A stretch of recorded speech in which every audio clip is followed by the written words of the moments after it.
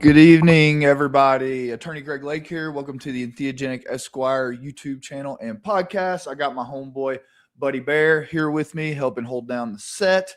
As advertised, tonight we are going to discuss admittedly, it was a very brief, I guess you could say, court hearing today. It was one of the online WebEx hearings where judge issued two orders and tangentially addressed some other matters that have been ongoing. And, obviously we'll discuss that too. And, Echo's here. Here we go. Echo, you about ready, man?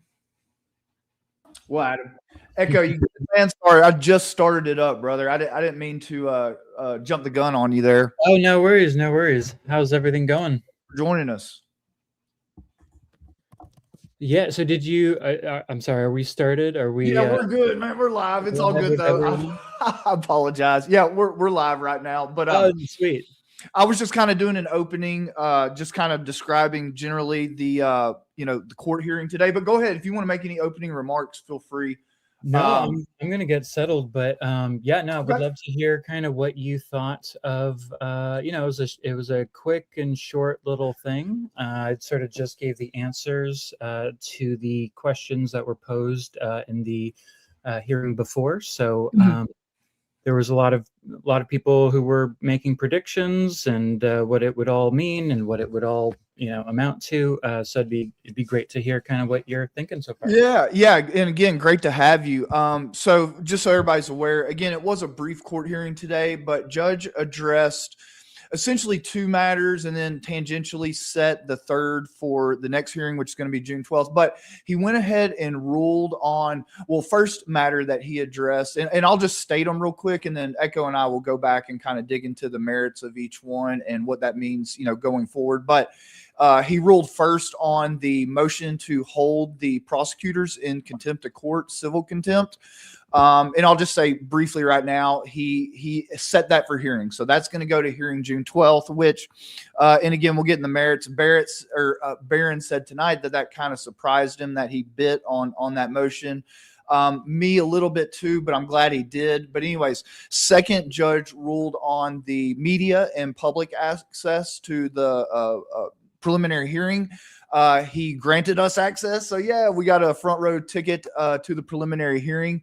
So thank God. But in that though, the exhibits, so the last hearing, both parties, the prosecution and the defense, announced that they had reached an agreement that the exhibits, again, that we looked at, if many of y'all remember, we looked at the prosecution's like preliminary exhibit and witness list. Obviously, we were more attuned to the hearsay declarations of like Lance Twiggs and these other experts. And so basically they split the baby in a way, in the sense that we're going to have access to the, court proceedings for the preliminary hearing, but the exhibits and those statements and the like, we will not have direct access to. I assume that they'll either be read into the record or maybe briefly, shown somewhere on a big screen or something. I mean, I don't think they'll be totally secret. Again, I think we'll either be able to hear them or maybe catch a quick glance of them, but no one will have like access to be able to handle, copy, disseminate the actual physical copies of those exhibits beyond the hearing, right? And then third, I'll say too that, let's see, I had it written down. Oh, and I want to talk lastly before we end tonight, Echo, on the motion in limine that I did a whole long, and I'm glad that some of y'all braved it through that. I got good reviews on it, but I did the big long live stream about the defense's motion to exclude these hearsay statements, right? The preliminary hearing on federal constitutional grounds. And so judge did set that also for hearing. That's going to be June 12th. I will say, when I did my last live stream about those issues, the prosecution had not filed their response.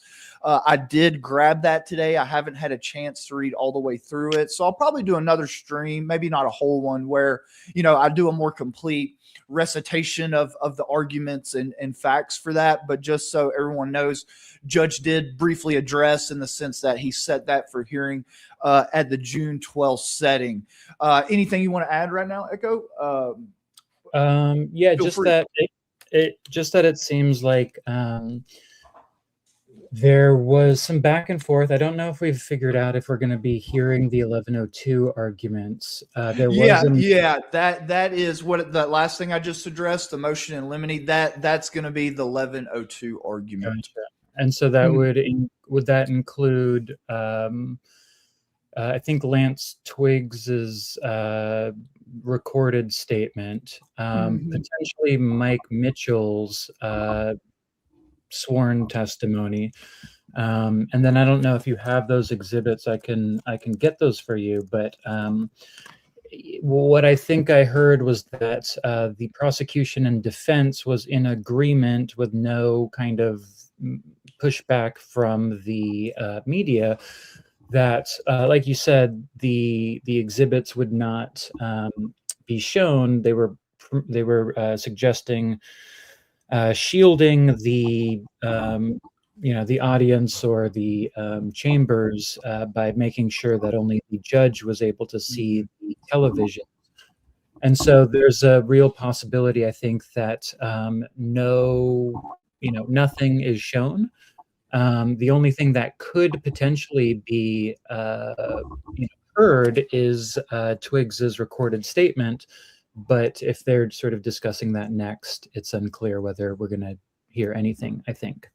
Yeah, and so I pulled in real quick for you. I pulled up the state's exhibit list here. So here in a second, we can actually go through and look at the 1102 portions and talk about specific items. But keep going. I apologize. Yeah, no worries. And then I think they said that, or the judge said that he was declining the motion to produce discovery, because it was a civil matter rather than a criminal matter. Yeah, that's it. I'm glad you picked up on that. I did too. And to be quite honest with you, when he said that, I don't know like what the difference between criminal and civil contempt has to do with not making them disclose that discovery. But yeah, go ahead. Like I picked on that too. I'm not sure what the distinction is there necessarily. Yeah, I guess it's just not as bad of a breach, would be my guess. But it also, I thought, spoke to a little bit about the defense maybe not going as hard as possible. So I wondered if you had any thoughts on that. But besides that, one of the reasons why they were saying, or the judge was saying, he's denying the motion to close the hearing was also because everything was claimed to be public already.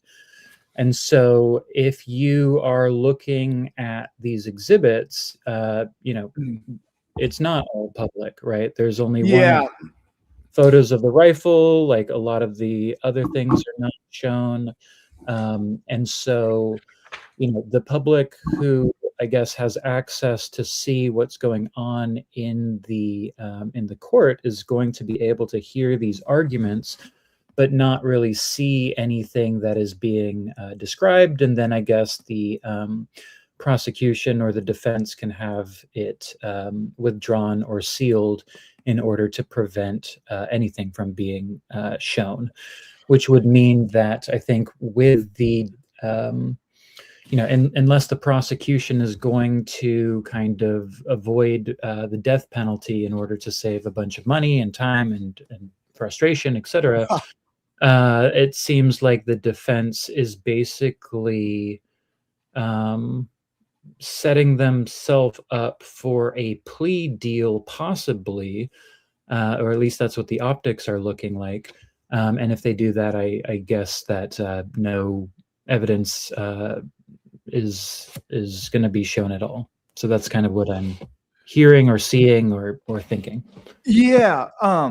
So with regard to the real quick, we'll talk about the discovery issue on the contempt. And so, yeah, what the defense was asking for was evidence related to the prosecutor's internal communications, like emails, messages, whatever other evidence that there might be concerning, because obviously, well, judge hasn't ruled on it yet, but, they made prejudicial statements in the media. I mean, in my opinion, anyways, if we think back, when the defense filed the one motion where they discussed the ATF report and called it exculpatory, I guess the prosecutor got in their feelings a little bit, and then the media kind of ran with it.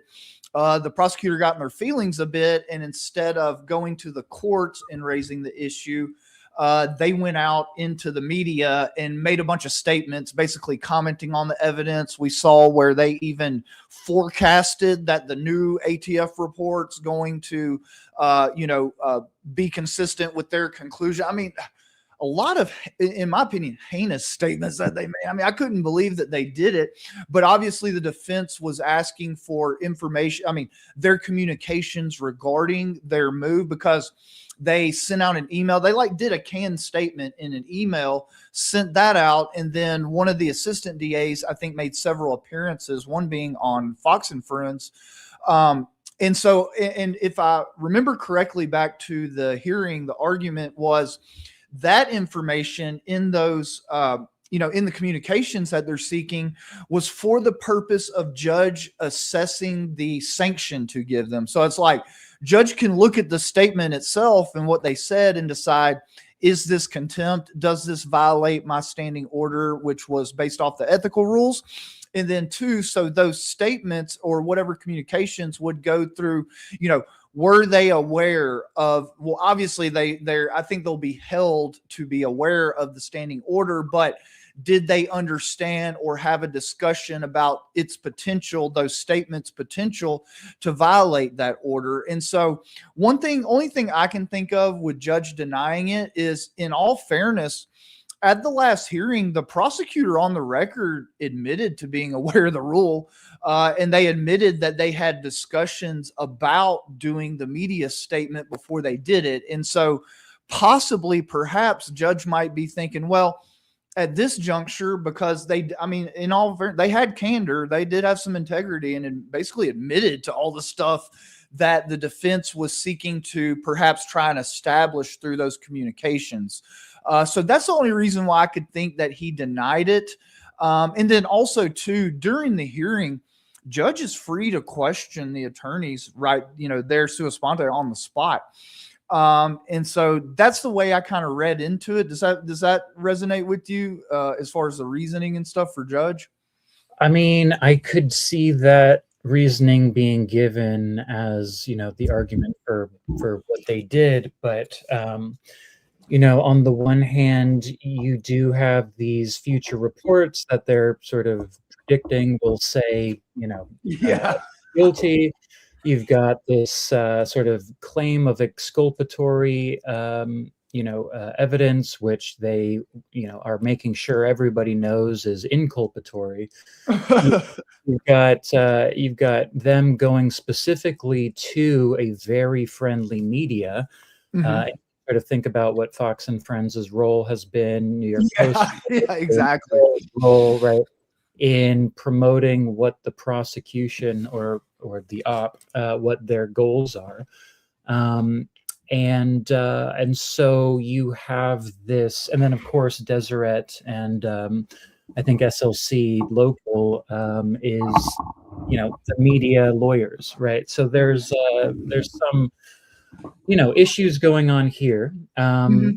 There's also, I think, the question of there have been other pieces of evidence that have kind of been found in different media outlets with regards to the warrant and the notes and the lover/roommate's name, Luna, right, which was part of this report. And so it does seem like the prosecution and the New York Post, this gun, right? So it does seem like the prosecution, who is having friendly relationships to the media, who is documented as potentially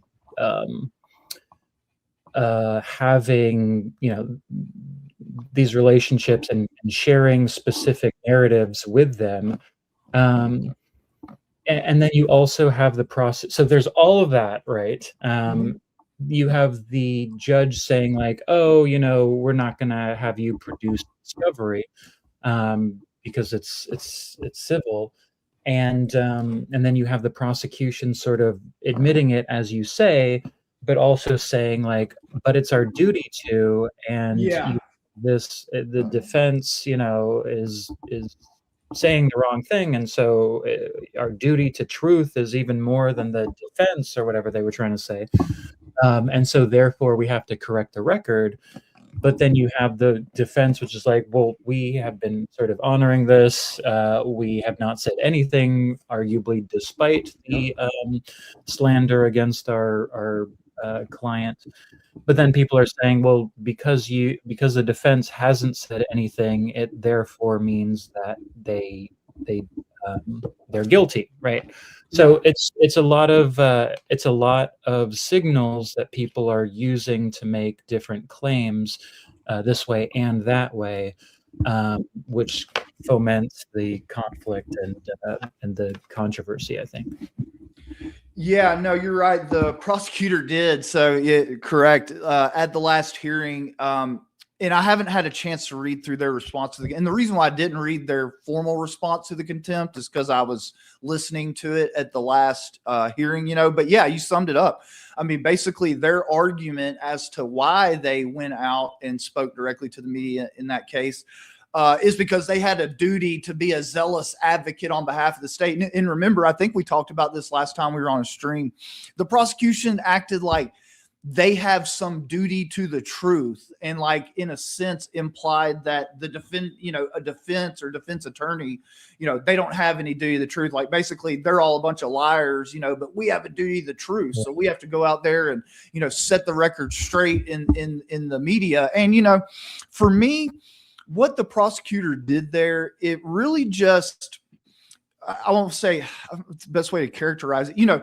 Obviously, in my opinion, the whole strategy for the state and all the other government actors on that end, which transcends, federal, state government, but it's all been really aimed at winning this case in the court of public opinion versus winning this case in the court of law. And so I think what the prosecutor did there, unfortunately, is just right on par with what it seems the overall government strategy is here.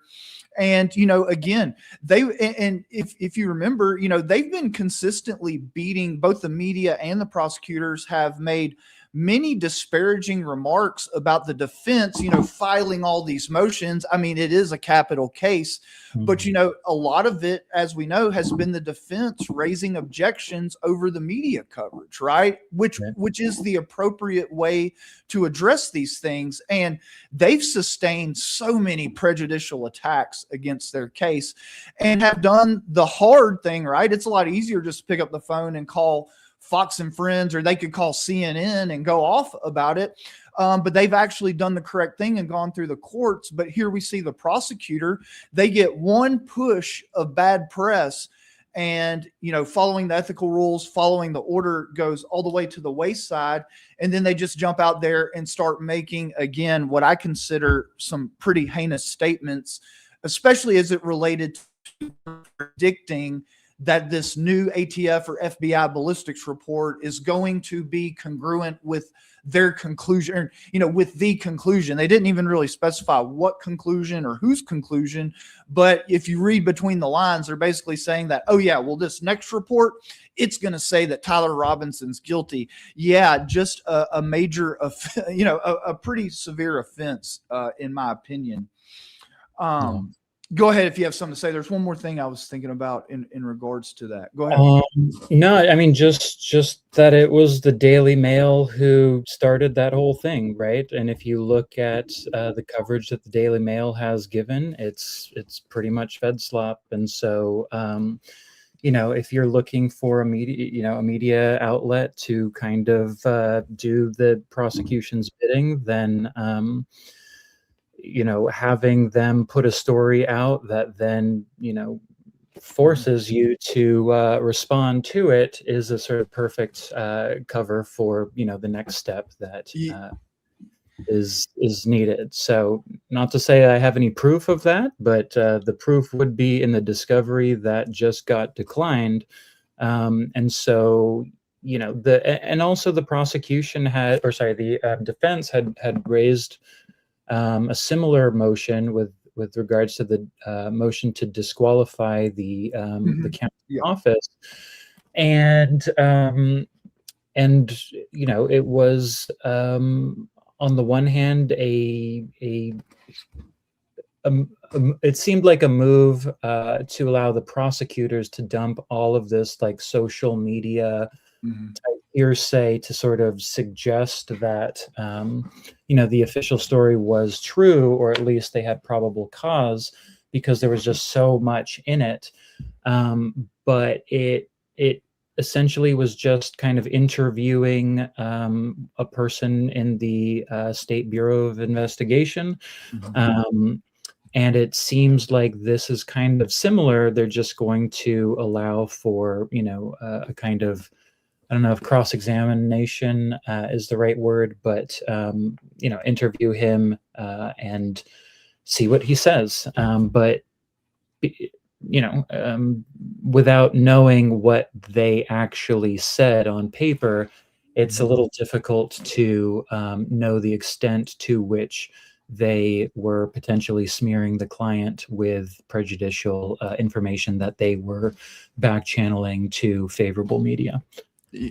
So that's the issue, right? Oh yeah, and I'll say this, you know, real quick, just referencing the, you know, the defense filed, I think it's like 178 pages of like substantive text, the motion that they filed to exclude cameras from the preliminary hearing. And obviously judge denied that today. But I will say that in preparation of this live stream, I went and read just the fact part of their motion, you know, where they're laying out all the prejudicial media and kind of the timeline. And I do have some things I want to bring up during this live stream about it. But I just want to say that, you know, I knew that there was a lot of prejudicial media. I certainly did. But like to see the defense having, you know, accumulated as much of it as possible and really going through and attributing certain statements to certain government officials like Trump, the governor, the DA, the sheriffs. It is just incredible, the concerted effort. It had to have been concerted. Like there's no way around the fact that like this media blitz on behalf of all these different government officials, again, across, you know, federal, state government, there's just no way it was not coordinated, at least to some degree, and absolutely targeted. You know, I've pinned down two things that, you know, obviously the goal here. One was to try and convict Tyler Robinson in the court of public opinion as deeply and quickly as possible. But two, I can also tell that it was a larger political move as well for Republicans on the right. Not saying all Republicans, but, you know, Trump and Vance and the Governor Cox and these people, you know, this move to particularly frame Tyler as a radical leftist, trans-loving, you know, pro-gay rights individual who, because of those ideological leanings, assassinated Charlie. I think it was also a larger political move to just continue to divide the country. And so I think it was twofold there. And, you know, back to what we were talking about, this contempt motion, you know, again, on the element of convicting Tyler Robinson in the media, yeah, you know, this was just another step. I mean, probably not, obviously not one that was probably coordinated early on, but in my opinion, definitely one that they took advantage of to go out there and try to punch as hard as they can to convict Tyler in the public sphere. And then last thing I'll say, like, you know, like I said earlier, the prosecutor admitted in front of judge in the defense last time, again, why I think he probably chose to, you know, do away with the discoveries, because the prosecutor admitted, like, judge, yes, we were aware of the rule. I think they even admitted to understanding that what they said had a high likelihood of violating the ethical rules in the order, but chose to anyways. Then obviously, as we covered, you know, that bled straight into, you know, rationalizing and justifying is, oh, we have a duty to be a zealous advocate. You know, we have a duty to, you know, correct the record in the public sphere. In a minute, I'll go through some of the stuff that Tyler Robinson's attorney said in their media exclusion motion that makes me think, you know, because one thing I'll say, and I'm sure you've probably been curious too. I mean, I would love to just have one conversation with Tyler and go through that information and just say, is this true? Is this true? Is this true? Based upon a part in this motion that they filed to exclude the media, it makes me think that a lot of the stuff in the information is just patently false. Yeah. And so, yeah, any thoughts on that? Yeah, I mean, the criminal information document reads like an AI produced or generated document to me. It does. And people were saying that from the get-go with the texts, but it also looks to me like the engravings, which have different different capitalizations in the probable cause. The sort of third person narrative is really interesting. It sort of seems to hide, who is saying what to who when, in order to kind of cobble together these information sources, but also like hide where they're coming from in order to produce this, story that is, plausible and consistent, but also depends on evidentiary lines, I guess, that are suspect and sort of glossed over. So that's one thing. I mean, I think a lot of people also agree with you that the media blitz and framing seems coordinated. You can check out, the specific media who seem to be involved with that.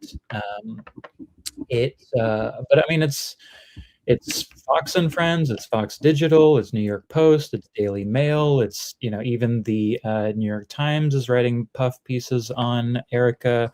You've got the Washington Post, which is, put together that Wordle article that included what seemed to be a lot of New York Post information. And then you've also got like ABC, you've got the new leadership at CBS or something along those lines. So it's really interesting. And then there's this whole kind of, the defense sort of showed how the media was biasing or prejudicing against their client. And then the prosecution tried to give a quick little summary of their report, which seemed to be drawing specifically on what Candace was saying against Erica, which was then used to say like, oh, well, look, it's happening on both sides. So therefore, like, it's not prejudice one way or the other. And I think they literally looked at like some responses and came up with like 2 out of like potentially hundreds and said like, 2 people have said that Tyler might be a patsy. And so therefore Candace's prejudice is seeping into the mainstream. And therefore, we can't say it's prejudiced in both, in one way. It's obviously prejudiced in both ways, right? So that was the argument, and I saw Andrea Burkhart, say like, well, because it's only prejudiced 60% or something, the against Tyler, that means it's not the jury pool hasn't been poisoned as much as you could expect, right? And it's like, I mean, yeah, if you are if you're trying to come up with arguments to like make this seem legit, those are the arguments you would be making. And so this court of public opinion, I think, is really interesting because it is really all about the optics. Yep. And so if you are going to flood the media with a whole bunch of content, not show any actual evidence or exhibits, close or still part of the hearing or whatever, and then take a plea deal, that could seem really, problematic unless you have this narrative saying like, oh, it's so obvious the defense, was only going to mitigate, it's not about factual innocence or whatever. Then you and I and any conspiracist can like be like, yeah, we don't think so, but at least the Fed slop will always sort of have that narrative of, this is the plausible and consistent outcome with, with him actually being guilty. And there's no proof that that didn't happen, right? And so that becomes the argument that anybody who is a conspiracy person is fighting against just won't have, because they're not involved in the investigation, and all they have is sort of this what the people in the court are calling noise with regards to conspiracies. It's sort of unclear what information is true or false, and so it can be used to sort of collapse any of these conspiracies and legitimize the Fed slop, even though everybody's kind of rolling their eyes when that comes down. And it's not to say it will come down, but a lot of people are predicting it, and so what does that mean? Yeah, in terms of a plea, I mean, you say you think it's getting set up. I think that is part of, there's a lot of people who theorize that Tyler really wasn't even supposed to make it this far, right? And I'm not going to go into much further on where he was supposed to be, but, I think that, I think as far as the prosecution's concerned, I really do. I think that their plan, once they got locked into, okay, now, because he's turned himself in, we're going to have to actually do this thing. I think the play was, let's stack up the consequences, i.e. the death penalty, so high, and let's get out there in the media and prejudice his case so much that even though this information is full of, half-truths, falsities, mischaracterizations, prejudicial assertions and allegations, that he just still won't feel that he has a chance. Like you said, I think it was the defense's expert did polling in the Utah County area, I think it may be in adjoining counties, and found that, like 64% of people have already more or less made up their mind based purely upon what they've seen in the media that Tyler Robinson is already guilty. And I mean, I know Andrea Burkhart might be trying to downplay that, but I think that's very significant, right? I think at the end of the day, I don't know what a normal statistic would be, so don't get me lying on that. But just my impression is that, like, man, if 6.4 out of 10 people that you're going to be pulling into a potential, into the veneer, into a potential jury pool for voir dire, have already, in a sense, made up their mind that Tyler Robinson is guilty. I mean, to me, that's a problem. I mean, at the very, very least, it's a problem, because think about how much judicial time and resources now is going to have to be wasted.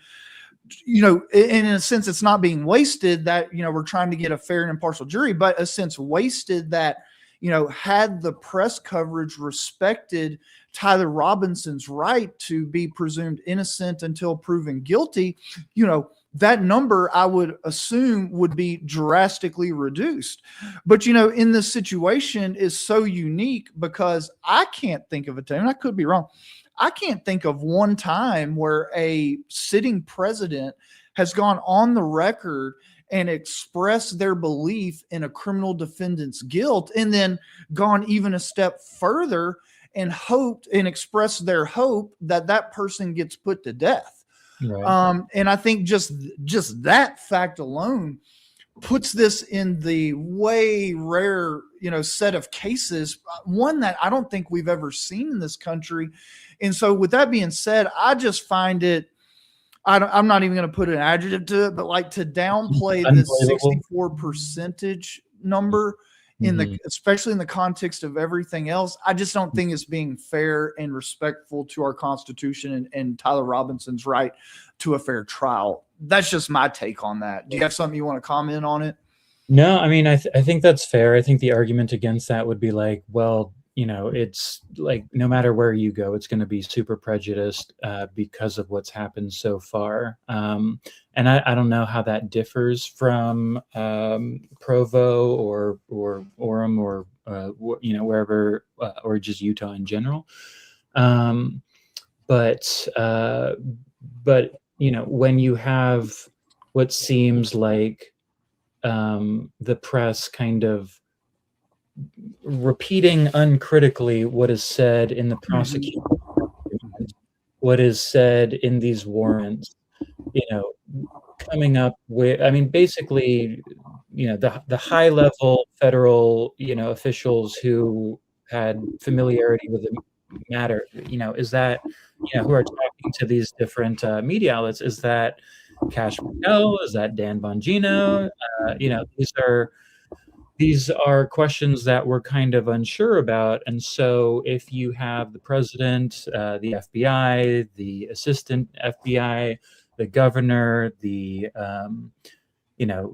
different police, it's that concerted effort would seem to go beyond just the prosecution and the media, to the other participants, and that includes, potentially people who are giving interviews right after. I think Schaefer was one of the people who was giving interviews. Phil Lyman was giving interviews. You have, people giving interviews that are, their eyewitness statements are at odds with what we're seeing in the videos, right? People are saying shot in the chest and blood is pouring out of his heart. And then you also have what happens in the wake, which is NSPM 7 is yep. NSPM 7. We'll talk about that a little bit too. Yeah, man. Yeah, you've got foreign designation, foreign terrorist designations coming right after, again, because there's this sort of leftist narrative, and so they're designating foreign groups as terrorist groups. You have the 20-point peace plan that I think comes out very soon after this event, that is, meant to give Donald Trump and Tony Blair, I think, control over the redevelopment process. You've got whisper campaigns connecting the shooter to Iran or China or the United Nations or 764. And then all of the other weird stuff as well. So, to the point of, was this planned for, and then something went wrong, and now they're sort of scrambling? That's certainly an option. I actually tend to think everything is so far going to the plan, and the op or the plan at this point is so flexible and responsive, it can actually integrate our own critiques of it, and sort of trot that out in the new talking points that are delivered every Monday morning or whatever. So it's a crazy thing, but I think when a couple of interesting points are, and that I'd love to ask you, there's the claim that, like, they haven't sort of they haven't telegraphed any moves that they would be seeking, like a factual innocence defense, right? All of this suggests that he is guilty. They know he's guilty, and the only thing that they can do is try to get him to not, receive the death penalty. So if that's not true, why would the lawyers be going this route, I think? And is there a sort of an alternative explanation that can account for all of these, anomalies better than the Fed slop narrative? Because, otherwise you could make the case that the defense is either not doing their job or is in on it, or this whole thing is fake, or, maybe it's compartmentalized and they're not read in on certain parts, or like whatever you want to say. But it does look like it's going one way, and I think Andrea herself was saying, this, what has happened so far leads me to believe that the evidence will lead to a conviction. And the only question is, will he get death for it, or will they, move to a plea deal? And so with that as a dominant narrative, it just seems like, okay, I don't believe that, but there seems to be some work needed to do in order to explain this in a way that is consistent with the conspiracy, if you're going to make that case, which I still think is more plausible than the official narrative. But yeah, what would that alternative explanation be? How can you account for the defense potentially, doing the bare minimum and just trying to save his life, but stipulating the facts that would suggest he did it, and and what's the strategy, I guess? So I kind of, in respectfully, I don't really see that they have like dropped the ball, or that they're not going to be vigorously contesting the underlying guilt or innocence. Just by my perception, and as a matter of fact, I was going to pull this up real quick. Speaks to it somewhat, and this is from the defense's motion to exclude the cameras in the media coverage that was ruled on today. But they say right here, and they're talking about like the evidence and the information, and then a lot of the media coverage around. I don't know why it does that. Anyways, here they say the foregoing summaries, and what they're talking about is they just went through a lot of the prejudicial media coverage and summarized a lot of it. They categorized a lot of it. But they say the foregoing summaries are illustrative and not exhaustive of the thousands of similar and, in most instances, much worse items of prejudicial and, in some instances, downright false pretrial publicity that have relentlessly focused on Mr. Robinson's alleged confession. So they're obviously not they're not conceding that he ever made any kind of confession. The alleged DNA evidence against him. So again, it seems to me like they're not conceding that the DNA evidence has any probative weight or force to it. His supposed motives. So again, they're saying, this thing about his motives are not correct or accurate. And then his appearance in mugshots and during his demeanor, his ideology, his romantic relationship with a transgender person, and other false narratives that have undeniably polluted the waters of justice in this case. And again, this isn't the only thing that makes me think that they're not going to, or that they are going to contest the underlying guilt or innocence. Obviously, them wanting to challenge and bring these 1102 witnesses into the courtroom for cross-examination, I think also is a testament to them challenging the underlying guilt or innocence. And I mean, quite frankly, I don't know, God bless Andrea Burkhart, but I'm just not sure what universe that she's living in. I mean, my reading of the evidence in this case, I have a hard time seeing really what evidence the substantive that they're going to have to get a conviction. I mean, when we just talk about, and I think I talked about this on my live stream yesterday, but it's like, what evidence do they have to connect to put Tyler Robinson at the crime scene? I mean, they have the alleged video of him walking up and down the stairs, but like I observed last night, it's not necessarily him. Yeah, I mean, as a matter of fact, most people that I've spoken, I realize we do exist a bit in an echo chamber online, but I mean, most people I've talked to are like, that doesn't really look like Tyler to me. And at the end of the day, if that's the only piece of evidence that you have, right? I mean, obviously they have the rifle that was near the campus over here in the bushes, but like literally on the campus the day of the thing, I don't see where they even have much, if anything, to connect him to that. And I was going to bring up the fact too, is that, we were talking about the Discord messages, these Discord messages. There's been this huge debate on whether Tyler, depending on when he was taken into custody and, arrested, whether he would have been in any kind of position to actually, send those messages. But the reality, one thing I forget to think about is that that's not even in the information, and there have been quite a few pieces of evidence. The screwdriver is another one not mentioned in the information. So there seems to be a lot of evidence or alleged evidence, proof that's been put out in the media. And then when it's been chopped up and it just disappeared and didn't make it into the information in the first place. So again, to me, that indicates a push through the media to convict Tyler Robinson in the court of public opinion, but not necessarily in the court of law. And I'll admit, for a while, I had doubts about whether Tyler's attorneys were really truly like working on his behalf or were part of it.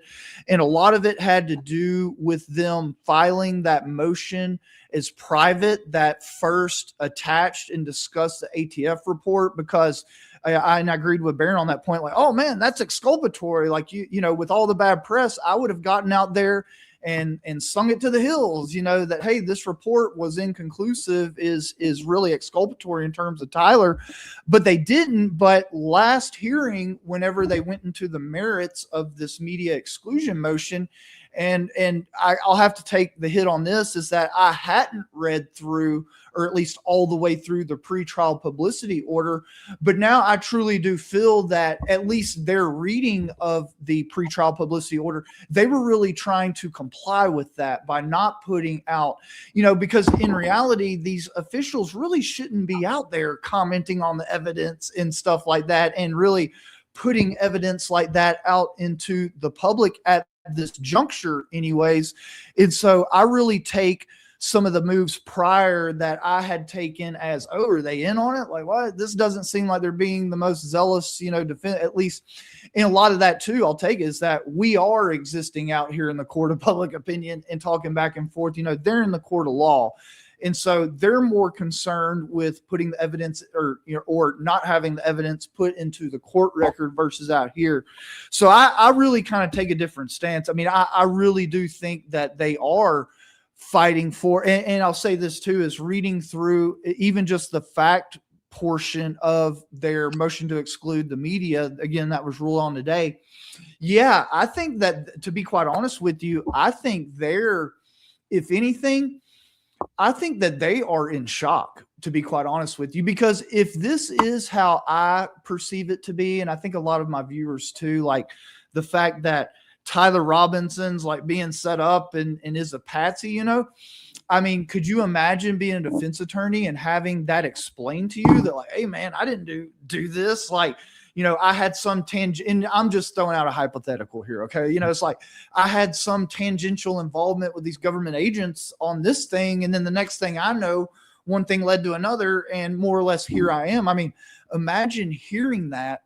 And then you see all this media blitz news coverage, President of the United States seeing potentially, and the way that I take, the statement I just read from their motion, and not saying 100%, but like, to me, it indicates that there's a possibility that there's actually information or, allegations in the information, the indictment information, that are like false and not true, or very much prejudicial in the way it's presented. And, they might be freaking out a bit.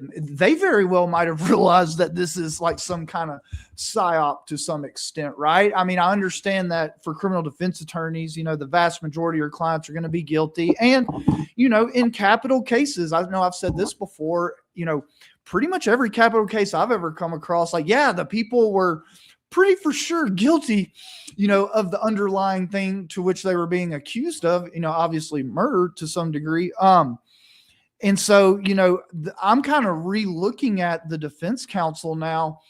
And again, this case is just full of pondering to the nth degree. But now I've been kind of pondering it from the perspective of, what if this is the information they're getting from Tyler? And then they're looking at the way like these reports are coming out. They're seeing that, for instance, in regards to, like I just said a minute ago, whether he sent the Discord statements or not. They very well might have video footage. I mean, I know they had the video footage from Washington County. They very well might have video footage of Tyler at that time, like sitting cross-armed in some interrogation room, right? I mean, could you imagine being an attorney and like you're hearing the government say, oh, he sent these Discord messages at this time, yet you have a video from the state of the dude. Like, and I'm not saying that's the case, right? I definitely don't know if that's the case, but just throwing out some hypotheticals for, just to toss it out there, because that's kind of where I'm thinking now, as far as Tyler's defense team, what they very well might be thinking. And a lot of that was influenced by my reading of the, at least the factual, the first like 50 pages of their motion to exclude the cameras from that judge ruled on today. One more thing I'll say, it's like, as far as people out here talking about Tyler being a patsy in terms of pretrial publicity and prejudice is shouldn't even be a blip on the map, right? Shouldn't be a blip on the map, because really what's so concerning and what is actually violative of a lot of ethical rules, and obviously in terms of the prosecutors, the court's pretrial publicity order, is these public officials talking about the facts of the case, like talking about releasing some documents, commenting directly on the facts of the case as it relates to Tyler Robinson's innocence and guilt, and then going even further and commenting on their personal opinion on that he deserves the death penalty. I mean, them even mentioning this stuff about people talking about Tyler being a patsy, which has obviously not been the defense team or any party to the case necessarily. It's been all third parties out here like us, you know what I mean? And so, yeah, those two things just don't really even equate for me as far as like, what are we really concerned about? Because at the end of the day, I mean, sure. I mean, in a sense, we hope that even the government, in a sense, we just want it to be a fair trial, right? But obviously, because Tyler and other criminal defendants are facing actual like repercussions for all this, really we're mostly concerned about ensuring that they get the fair and impartial jury and a fair trial. But yeah, go ahead if you had anything to add on to that or comment on. Well, you mentioned Andrea, so she's been going on Paramount. She's been going on, Jack Posobiec's show. She's been going on with and Andrew Colvett, and so she's right there with Gary Milton in terms of the narrative. God bless her. God bless her. Bless her. I do think it's necessary to sort of explain the texts, because I think those texts are going to be like the thing that links him to this. And I mean, even if you want to say like they're forged, they're AI, they are this, they're that, those there are some texts that aren't shown in there with ellipses that are in the warrants.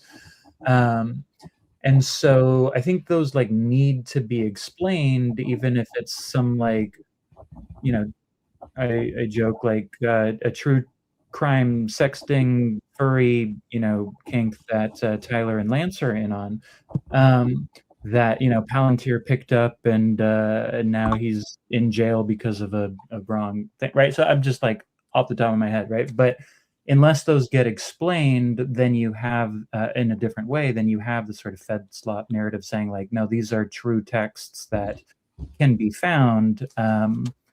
And then you don't have the defense pushing back on those necessarily. And in which case, like, how do you explain that? I do agree that they are giving him a vigorous defense. And they have seemingly challenged literally everything and sort of making them essentially prove it, which is where we're kind of heading. And then also trying to disqualify, like they're making big moves that keep getting rejected. But I do wonder, what are they bound to do if Tyler comes in and says either he did it, even if he didn't do it, and how that would kind of constrain the defense, or if he comes in and literally doesn't say anything defense either, what would that mean? And then, as far as I know, these sort of star lawyers that he has are there because it's a death penalty case. But as soon as the death penalty gets dropped, they might be out of there. In which case, what does that mean for the rest of the case? I guess, is it going to be the same people? Is it going to be different people? Those are questions. And so, you have this kind of backwards argument, like if he didn't do it, you would expect the cell phone location data to prove he didn't do it, or that he wasn't there. Therefore, if he doesn't show this location data, then he must have been there. Otherwise, he would be showing it. And so, I don't know if that logic is just the kind of legal technique that is used, but that's not a sound argument. And again, it may look good for optics, but that does not necessarily follow. So it just leads back to this question of like an alternative explanation. How are you going to explain the text? How are you going to explain any fragments in Nex? How are you going to explain, this person on the video? How are you going to explain, literally all of these different pieces? And so the argument becomes, well, it would be in the court documents if it was an issue that the defense wanted to raise, but they're not, and so therefore there's nothing to raise. And it's not because they're in on it, it's because he actually did it. And like, again, you can have that argument, I guess. And for someone like Andrea, it's going to lead her to believe that the evidence will lead to a conviction, that everybody sees it that way, including the defense. But for us who are not in the court of, the court of actual court, the court of law, but we are also seeing all of these like super weird, issues that are controversial, are suspect, are eyebrow raising, etc. We have, and also are looking at how this, the charging documents are maybe inconsistent with themselves. If the defense doesn't raise those issues, or overlooks them, or stipulates to certain facts that support this narrative, it just, you would also have to explain that. And either the defense are, incompetent, although you can't say that because they're the best of the best. Maybe they're in on it. You can't say that because then they would be destroying their careers and doing something illegal. Or the question of what Tyler said, whether he actually did it, and whether the defense are even bothering to kind of come up with an alternative narrative, or if they're simply going to try to make the case that the prosecution is not proving it beyond reasonable doubt. But then there's the question of everybody in the court of public opinion seems to be overlooking the fact that this evidence is kind of suspect, and the chain of custody isn't there, and it's pretty weak when you get in on it. They're all sort of overlooking that. Is the prosecution going to just try to ram this through? Is the jury going to be sensitive and informed to all of these things that we're going to be bringing up? Or is the prosecution just going to kind of lay out what they've laid out? Defense is going to, kind of not address substantively these things, and the jury, not having an alternative explanation, says like, well, there are some weird things, but in the interest of security, and we're gonna go through with this because we just can't see any other way that could explain this other than like maybe there were a few police mistakes, but it's legit on the whole. So I guess that's kind of the issue that I'm wondering about. And then also with that, are there going to be, is there going to be a precedent that this case makes with regards to the lack of probable cause, the lack of actual evidence before either detaining them without bail, shackling them, and doing all of these things. So yeah, no, I think a lot of what you said, and thank you for that, by the way, but I think a lot of it is premised on the defense having to like proactively like address. And I'll say this, we're not even really to a part in the, it's not going to be up to the defense to like really attack the text, right? Well, they're not really going to be able to at the preliminary hearing because of the 1102 stuff. But definitely a trial, like that's up to the prosecution. They've got to get those texts into evidence, right? So like they're going to have to show the metadata and all that stuff to pin it on Tyler's phone. Again, I don't know to what degree or extent that judge is going or they require in Utah to authenticate text messages. In this context, it was actually something I was thinking about today to actually go do some research and see what the case law says about, authenticating text under the rules of evidence in Utah. But with regard to those texts, yeah, it's going to be up to the prosecutor. They're going to have to provide sufficient evidence at trial up front.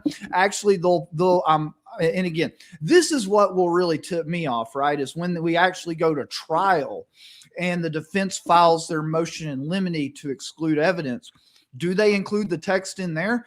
And, again, is the prosecution going to be able to prove those things? Because it's on them to get those texts in. Now, if they get the text in, then, yeah, it's going to be up to Tyler or the defense to try to attack them or disclaim them in some way. Now, how you do that outside of attacking either the expert testimony that's helping authenticate them or attacking, I'm sure that Lance Twiggs obviously is going to be playing a part in trying to authenticate those texts. So, that would be the part of attacking the state's case on the text. Now, after that, if they get in, then yeah, it's going to potentially be up to Tyler to maybe have to get on the stand and disclaim them himself at that point, or just absorb that blow and try to, in closing, speak around the text messages and try to brush over that for the jury. But, otherwise it's really, and that's the thing. It's like, I think it's, Tyler's presumed innocent. It's the prosecution's case to prove all this up. His attorneys have chosen not to come out in the media and speak against these items of evidence, so we don't really know one way or the other whether Tyler is admitting to the text or whether they're accepting that. So we don't really know that yet. But again, at the end of the day, it's going to be up to the prosecution to get up there and prove those up. The fact that and so with that being said, you said something about the pleadings. No, not really. It's, again, the defense. It's up to the prosecution to pull this up.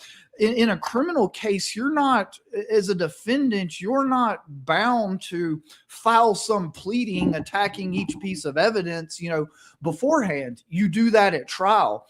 And again, it's because it's the prosecution's case. If they want to get this evidence admitted, then they're going to have to prove them up and authenticate them sufficiently for the judge to allow in. And again, I'll admit, if they do that, then yeah, it's going to be an issue that they're going to need to get up there in some way. And again, theories abound on how they would go about doing that. I mean, I will say that, the texts do seem pretty damning. This brings up the interesting situation where you have generally a lack of real good, hard physical evidence really connecting Tyler to the crime scene per se, but moreover, connecting the alleged murder weapon to the crime, and so you ask yourself, well, what if the texter admitted, but yet the government can't even get up there and prove that the alleged murder weapon is what caused the death? What do you do in that situation? I mean, I don't have a good and proper answer for that necessarily. I'd have to kind of think about and look into it a little bit, but that's potentially a possibility. As far as the death penalty being on the table, I mean, I don't see them taking the death penalty away during the course of this. Now, I will say that the defense has suggested in their contempt motion and request for relief, obviously, that it is within the court's powers ability to take the death penalty off the table as sanction for the prejudicial statements and the commenting on the evidence that the prosecutors did. So I don't know if the judge will take that and as an opportunity to do that. I really seriously doubt it.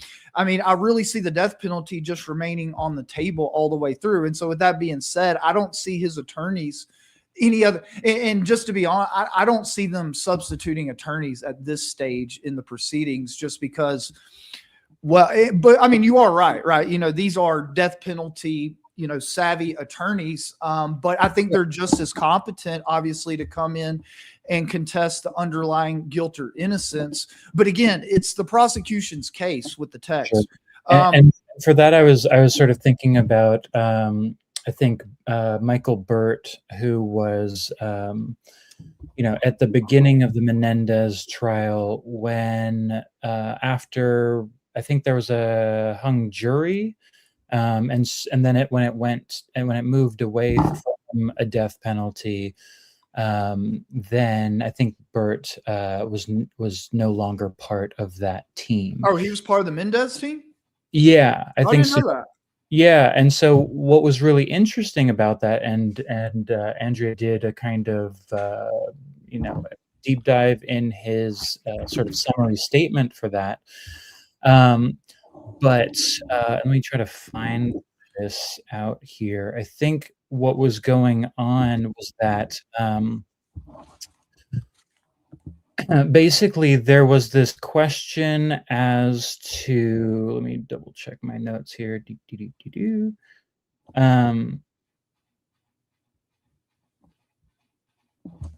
Sorry. No, you can. Basically what it was that there was something to the effect of like an improper, let me double, sorry. Imperfect. Okay, so yeah, so there was basically, I think they made an argument that it was a sort of imperfect self-defense and like a perceived justified killing, and so there was this unreasonable belief that they needed to kill this person, right? They believed in the necessity, but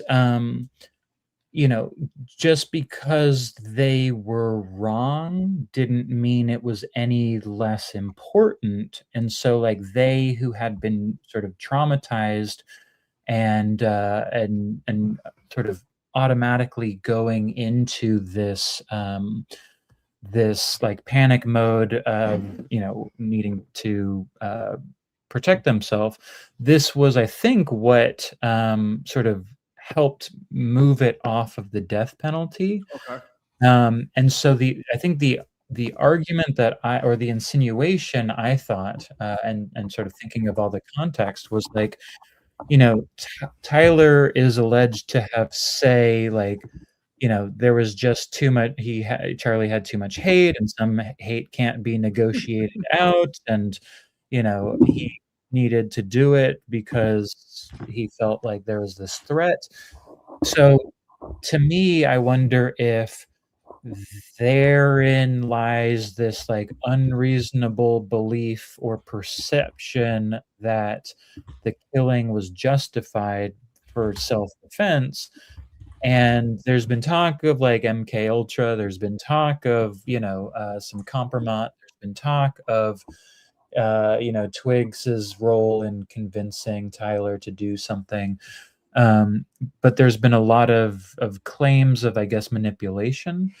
So I'm just kind of total conjecture, but if you have this sort of context of like mind control thoughts, if you have this like imperfect self-defense, perceived justified killing, and you also have, nowhere in any evidence that I've seen just about, is there any suggestion that Tyler is like highly, emotional or extremely political or anything like that. And so it just does not like jive with that. But anyway, so I'm wondering about how those pieces fit, and also Michael Burt leaving after, he makes this case that it is not, it's not necessarily death penalty eligible, even if someone was killed potentially. They're also not admitting it was him. There's this Lance angle that people are saying it could be, and so there's like a kind of bait and switch almost going on where nobody is sure if it's this person, if it's this person. or what. All we have are these allegations of evidence, these potential false confessions, this circumstantial evidence, and so far it's not reconciled with any other possibilities. But that's only because the defense has not been promoting other possibilities. We in the conspiracy, court of public opinion, have no problem doing that. And I think there are ways in which this gets explained in ways that are not the official narrative. So it's an interesting issue, and even the 1102s, it's like, well, if the police are sort of gathering this from other police and gathering it from other police and sort of compiling this together, sure, like it on paper, it might look like all is good, but if you're, certain levels removed from the people on the ground collecting this information, and the people even providing the information to those investigations are providing information that may not be good, at least the police have covered their ass, because they're not the ones knowingly providing this bad information that could get him convicted. But there's that. There's also the fact that I think the evidence to support the text messages were photographed pictures of these texts. And, on the one hand, that doesn't show metadata. On the other hand, anybody could potentially write Tyler smiley face as their contact and sort of have a picture of them. People in the conspiracy space or FedSlop space are also, kind of having fun with making up texts and saying like, oh, Candace or Charlie, texted me and said this, that, or the other, right? So it's not hard to necessarily fake any of this stuff. Yeah, no, not the digital evidence. It's easy to fake it, to like present it, but like, obviously if it's appropriate challenge and the metadata is asked for, and, the underlying digital fingerprint assessed, but let me ask you this, and I don't know this, but like, there's some intel agencies and other, that we're aware of that are, obviously on the cutting edge of technology, like, and also too, you can, and I don't know if this would work, but like you can like copy, what they call it, like copy or something, a SIM or SIM swap or something. Mm-hmm. Like, could you SIM swap with somebody and then send a text to like someone in their contacts list, and like it would appear as if that person sent a text? Are you aware if that's possible? I mean, I don't know specifically about that, but if Tyler and Lance are like roommates, and Tyler has his computer up and Lance has access to it, then Lance can send texts through the desktop or the laptop to Lance's own phone. Yeah. So like there's that option too, and then police come in and see a burnt note in the trash and another photo note of a confession, and the FBI is bringing him in. But it's like, and of course this is all just a cover story. We don't know if any of this is actually true. All we have it sucks, assertions and allegations of times that we assume to be true, because we assume that the police aren't lying to us or the FBI aren't lying to us. But also, like, I think I've heard CIA and Israel have an intelligence has the capacity to put text messages on people's phones saying like, hey, come meet me here, and then when they do, they get targeted too. So it's at this point, I think all electronic information can probably be forged, in which case, what is going to be helpful when you have a whole lot of 1102s, which might have some bad information in them. You have a whole lot of ear witnesses who are claiming conflicting facts, and so based on that, all you have are these allegations. And the hope that the defense will appropriately challenge them, but unclear, if they will, because one, that may not be their strategy, and two, they may not be aware of the issues that we all potentially are. So I actually just I found a case, a appellate case that talks about authenticating text messages. Let me look real quick.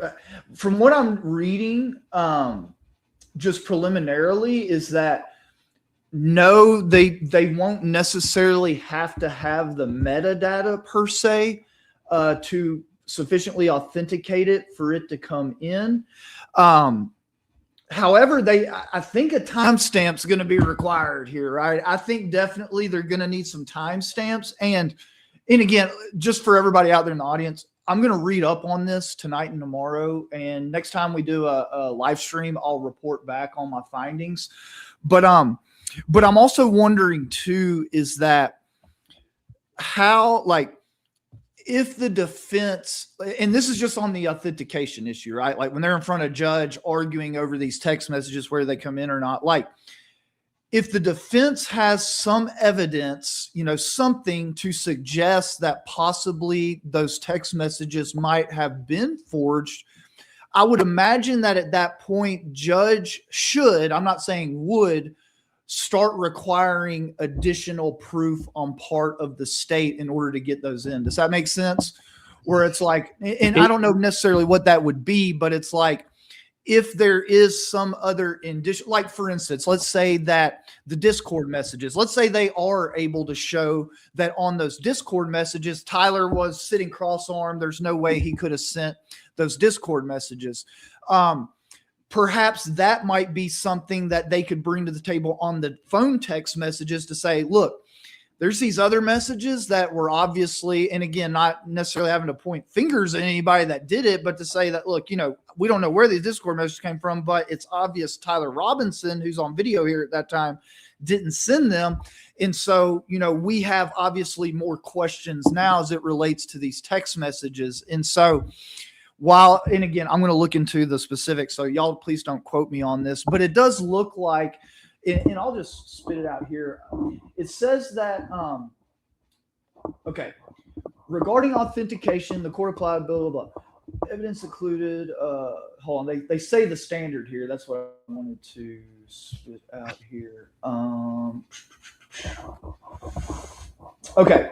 And it says the evidence included the messages came from a certain contact. So if they look at the text messages and it came from Tyler Robinson, the phone number matched the phone number in police databases. I'm not sure what that means, but okay. So if they can confirm extraneous that, not just that it's labeled Tyler's number in his phone, but that, the phone company has it registered to them as well. The timing corresponded with the attack. This is just in the case I'm reading, that the timing corresponded with the attack. So therefore, obviously the timestamps, that's what I'm saying. Cause that's one thing that we have. I mean, I haven't seen any timestamps for those text messages. And just so we're clear, I'm referencing like the phone text messages that Tyler allegedly sent. That's in the information. Have you seen any timestamps for them? No, those are specifically removed, it would seem.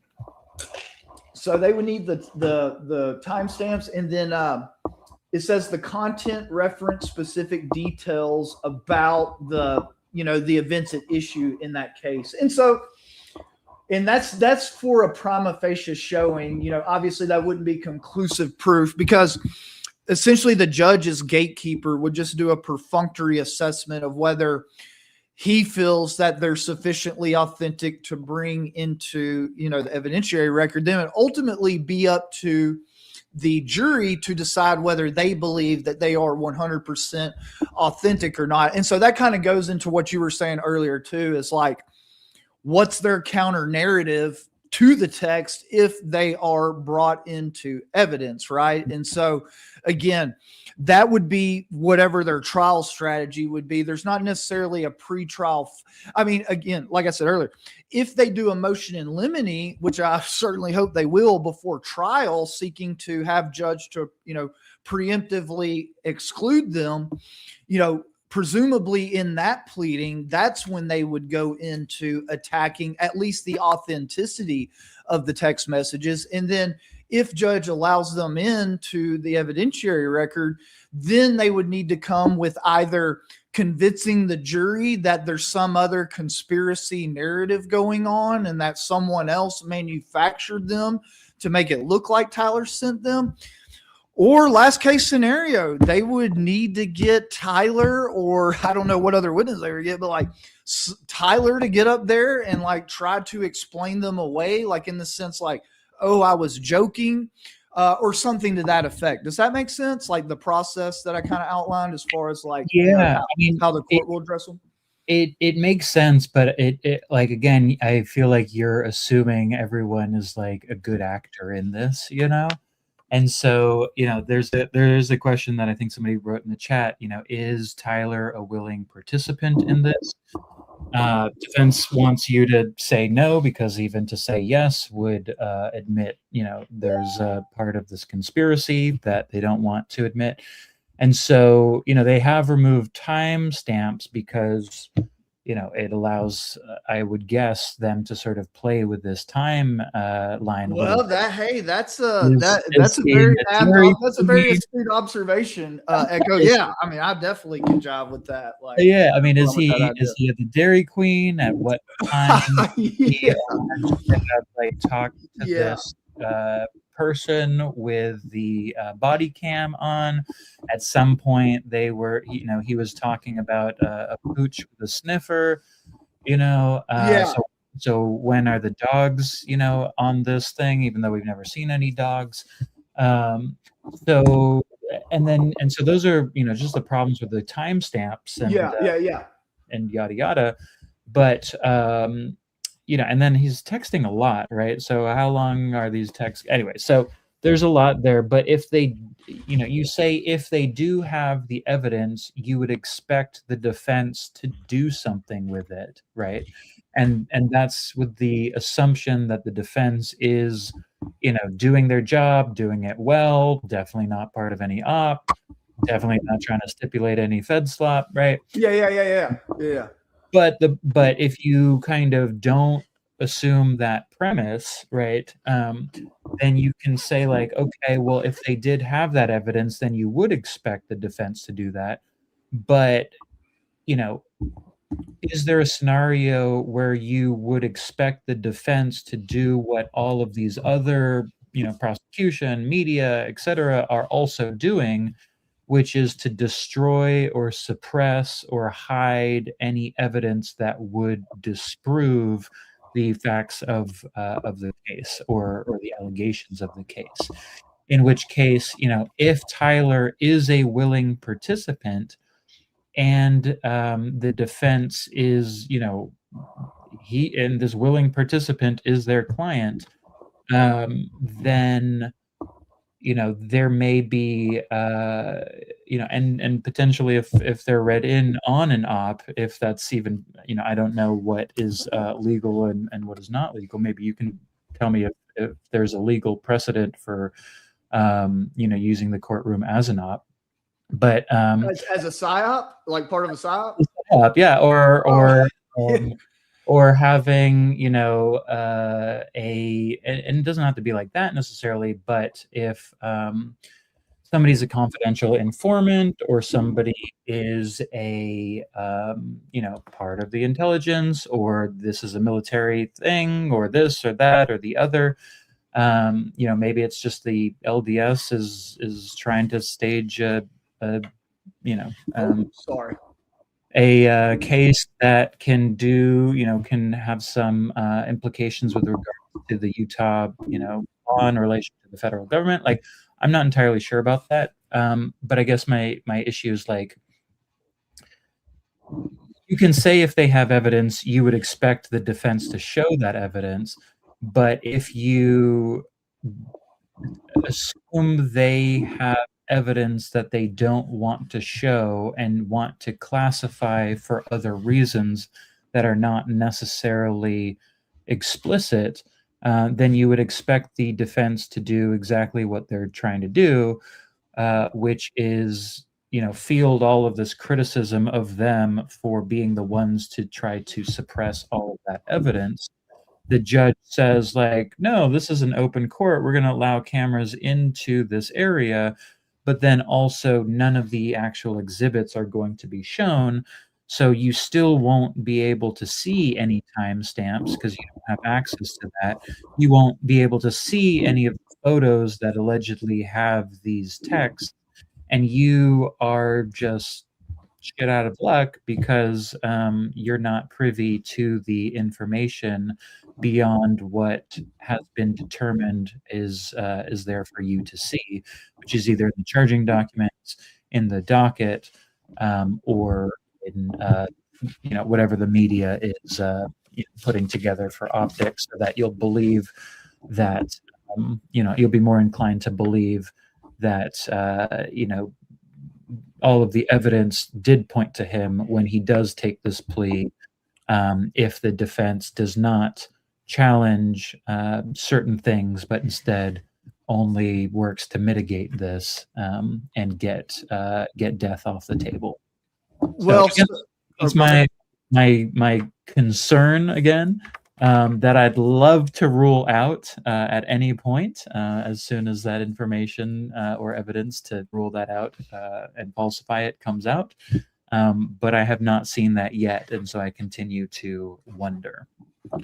Yeah, so with regards to like the evidence at the preliminary hearing, the defense is not wanting that to be like publicly available because they are going to challenge the admissibility. So really it's twofold. One, with regards to the 1102 stuff, they're not going to have an opportunity to challenge that evidence, right? In the sense that these people's statements are coming in on a piece of paper. They can't like cross-examine or question the people. And then two, in regards to like the expert reports, and again, a lot of this, I think if the media hadn't done the crazy shit that they've done, it wouldn't be as big of an issue. But because the media has taken, and when I read over the motion to exclude today, yeah, it was really the information. The information has really been the biggest offender, in the sense that the media's just taken it and ran with it and then made all kinds of like crazy conclusions and accusations, just like really taking it far, all in the direction of prejudicing Tyler Robinson. So what the defense doesn't want is evidence, especially this documentary testimonial evidence in these reports, that they haven't had a chance to adequately come together and challenge, and other evidence that they are going to challenge the admissibility of, for instance, like the text messages and stuff like that. The way I take it is like, yeah, they do intend to challenge the admissibility and the authenticity of that. And because they're not able to do that at the preliminary hearing, they don't want it to be published. And now that the prosecutions felt a little bit of that, right, when that ATF report came out and the defense, labeled it exculpatory, well, then the media ran with it. And I've seen, like I said, the last stream, I think you were on it with us, is like, and admittedly, there were a lot of commentators in our sphere that, took that report, which was inconclusive, and said that it 100% more or less means that the gun didn't match. Well, that's not true, right? And that's really what got the prosecutor wanting to go out and make these statements to the media. So that's why I think they were able to actually come to an agreement on the exhibit issue, because the prosecutor got to feel the sting of what can happen whenever the media takes an item of evidence, not really understanding exactly what it means and the full implications, and just running with it. And so again, and it's both parties, right? Both the prosecutor and the defense agreed on these, pretrial the preliminary hearing exhibits, that, they don't want us in the public and the media to be able to copy and like run with it. I think we'll hear it. We'll hear about it. We'll hear them talk about it. Perhaps they'll be reading the stuff into the record. But at the preliminary hearing, unfortunately, it's just not, they're not able to challenge it at that point. And so that's why they're really wanting to keep it under wraps. So that way, before they have a chance to really adequately challenge it, whether it be admissibility, authenticity, they don't want it to get out into the public sphere. And again, it just be further ran into the ground and prejudicing Tyler Robinson. So, and again, that's just my take on why the specific. Go ahead.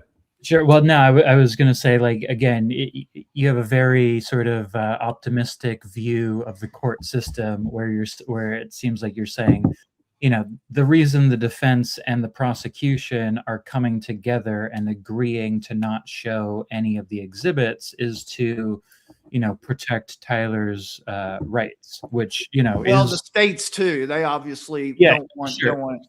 And yeah, so I get what you're saying now. That the argument the other way as well, like if there was another reason why the defense and the prosecution and the media and the judge didn't want anybody to see the evidence, it might be, you know, it might not be so idealistic. No, you're right. It definitely could. And I don't want to rule that out, right? Because I'll just say this. And earlier you heard me saying, like, I sit and I actually took like 3 weeks off from this channel because, dude, like just pondering all the different potentialities and possibilities and thinking like who potentially is all in on this, like what were their parts, how far ahead did they plan this, like did they plan this to happen, did they plan, dude, whoo. But yeah, I mean, so yeah, don't get me wrong, like I'm not ever stating that like this might not be like a mass collusion, right? Sure. I mean, it could be a mass collusion to the extent that like even Tyler, like the whole thing is just a complete charade. It absolutely could. Well, and go ahead. People are wondering. I think that's I mean, that's what I'm wondering, right? Is this a mass collusion? And then also, how could you tell whether it's a mass collusion as opposed to just everything's going, you know, swimmingly? And if it's possible to predict certain things or find certain things, or, you know, if you need a whistleblower or if you need, you know, something else. Yeah, that's a good question. I'll say this for me personally, and again, I'll tell you, like I say, after that January 9th motion being filed private, and then we later found out that it was the inconclusive ATF report, right? Like, for sure, there for a while, I was really on the side of, I really think his attorneys could potentially be involved in all this. And again, not saying that I've written that off. Now, there's been some things, like I said, that in a sense sufficiently kind of like convinced me or provided a decent explanation for me as to why that was. And so I backed off that a bit. But again, they're not completely off the hook, because really just this whole thing. Yeah, but I'll just say this for me personally, once we get closer to trial and I start seeing again, like really it boils down this to me, like, are they going to appropriately challenge this evidence? And the more specifically, these text messages and stuff, right? Like if we get closer to trial and it's coming time for evidentiary motions and there's evidentiary motions filed, and I don't see appropriate challenges to some of this, right? For instance, in like the other day, Barron and Zach Costello, you know, Zach was asking Barron about the defense conceding that that Kirk was shot with the 30-06 caused it, and or conceding that he was, you know, shot, that he was just even shot. You know, Barron said that because you could read their pleadings and, you know, take from it that maybe they are conceding that just in the way that they've spoken about it. And I certainly see that. I don't think, as I'll put it to you like this, they haven't done anything where like by law, you know, that they've conceded that, meaning that going like as it stands right now, like going into trial, like that's still an open fact that the prosecutor is going to have to prove, right? But, you know, is there a point where it comes to where, you know, they need to most definitely make it very clear that they're contesting it? I mean, yeah, I mean, we're not to the preliminary hearing yet, but, you know, getting closer to trial, that's when I'll really start perking up and seeing like, what are they saying? What are they challenging? Things of that nature. It's still a little early for me to like really come down on that part of it. Like, are they really challenging this or not? Because we really haven't got to the point where like it's make or break. Like y'all need to start like contesting a lot of this stuff. But the other day, Zach asked, Barron about that. And Barron said, obviously I'm different. I think like Barron is like, I wouldn't, even in my pleadings now, I would definitely like make it clear that like, we don't think he was shot, definitely not with 30-06, et cetera, et cetera, et cetera.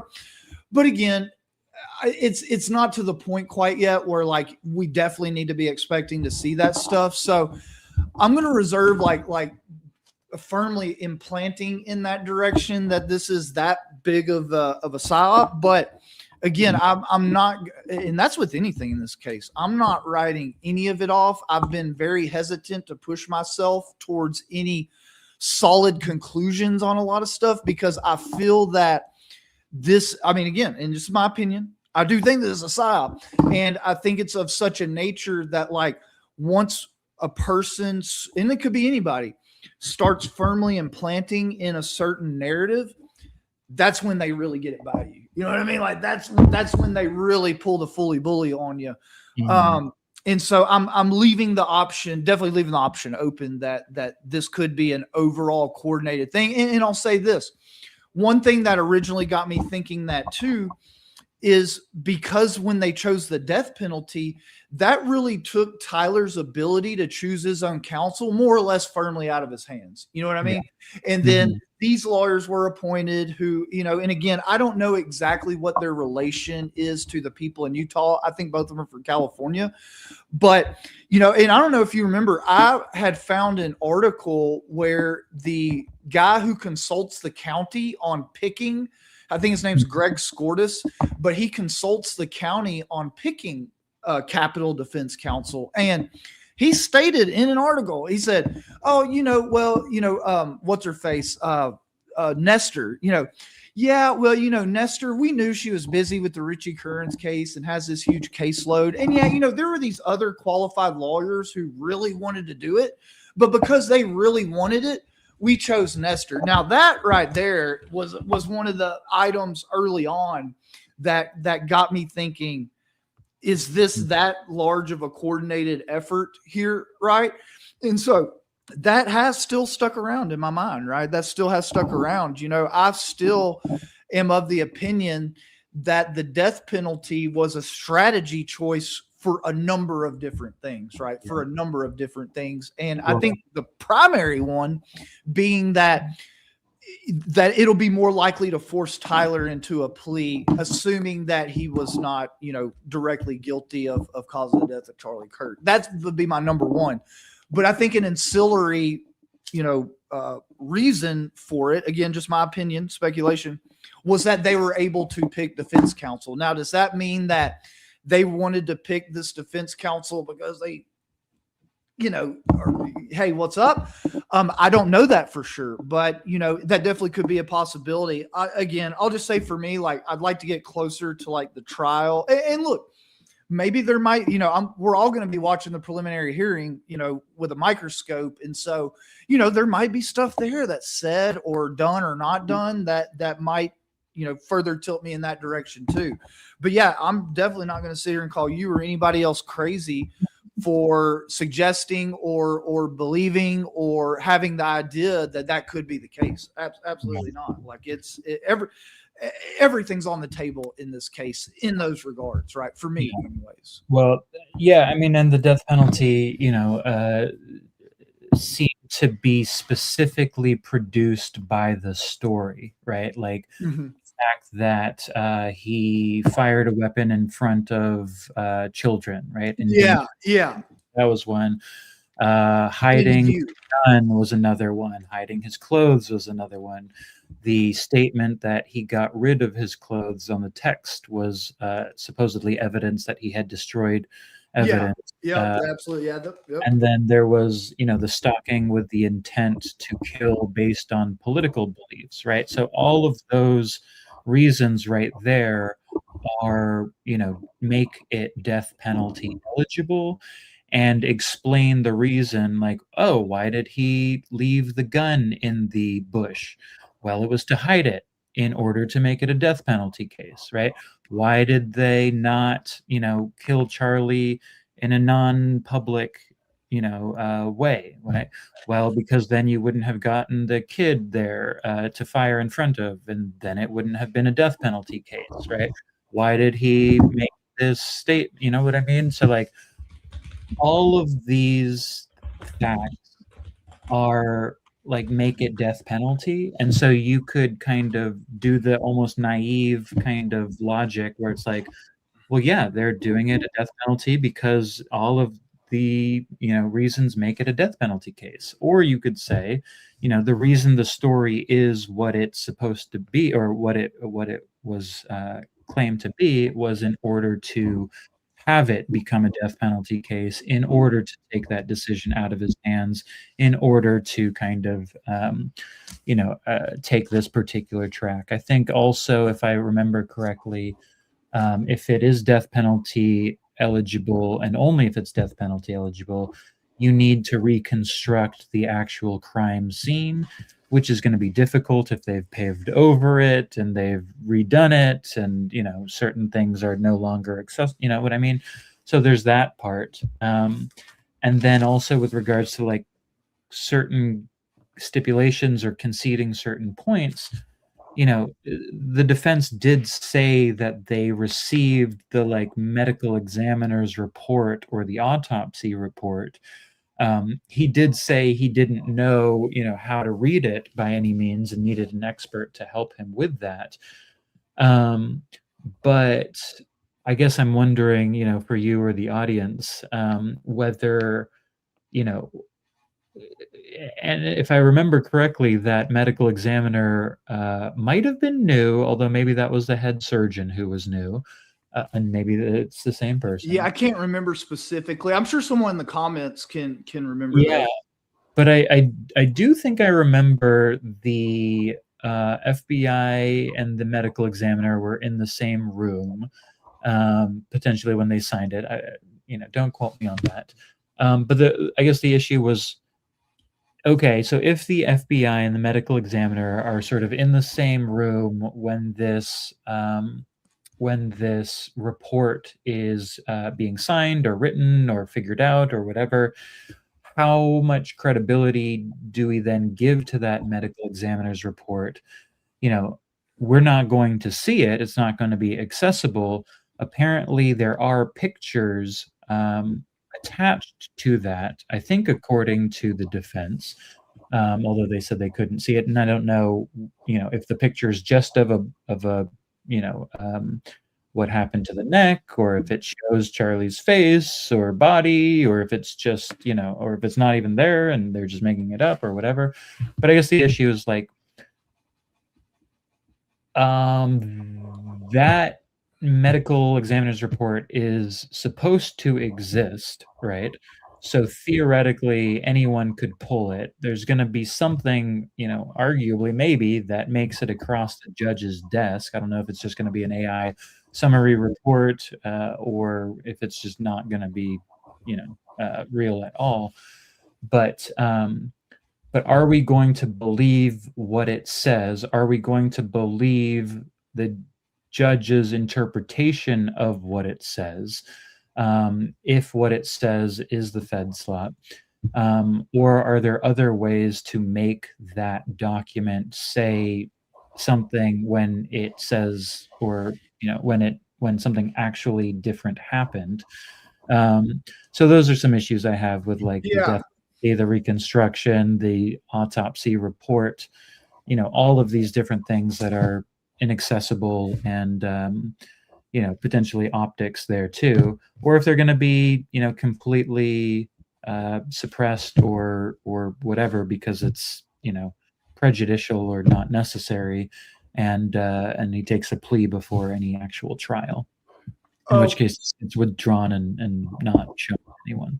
Yeah, one thing I wanted to clarify real quick, it's actually the death penalty charge is solely tied to him allegedly exposing others to a great risk of death. Those other things you announce are charges, like obstruction of justice, witness tampering, stuff like that. But it's the fact that there were people within the vicinity of the gunshot, allegedly, right? The alleged gunshot.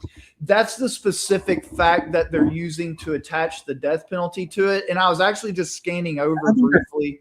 I did think there were a few of those. No, keep going. I'm going to double check. Yeah. And I'll just pull it up real quick in the information. And I actually, since we were been sitting here talking, I actually found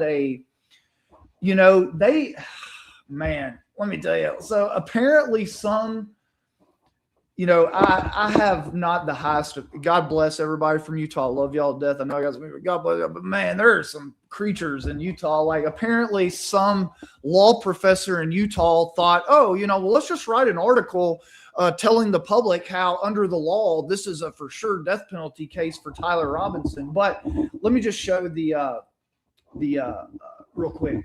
So like right here, it says count 1, aggravated murder pertains to Robinson shooting and killing Charlie Kirk in a manner that exposes others, in addition to Kirk, to a great risk of death. So I will say this, early on, I was watching videos with other legal commentators talking about this. And a lot of them felt that because the alleged rifle was a bolt action, single shot rifle. I mean, I think it had multiple rounds in it, but because it was just a single shot and not like a assault type rifle, that it would be pretty hard for the state to get the death penalty in this. Now, obviously, I found this law review or this law professor article here. Give me just a second. Hold on. I just want to read this one part of it. Let's see. Right here. It's okay, here we go. So here goes, and this is why Charlie Kirk's murder is death penalty eligible under Utah's death penalty statute. So I mean, he says death penalty eligible. I mean, here he says that he thinks prosecutors have a solid case, but he says here, acting under Utah's capital murder statute, prosecutors have alleged the aggravating circumstance that Kirk's murderer knowingly created a great risk of death to another individual other than Charlie Kirk and the defendant. And here, in my view, the prosecutors have strong case that Kirk's murder fits within that aggravating circumstance, and thus Robinson, if proven guilty, is eligible for a death penalty.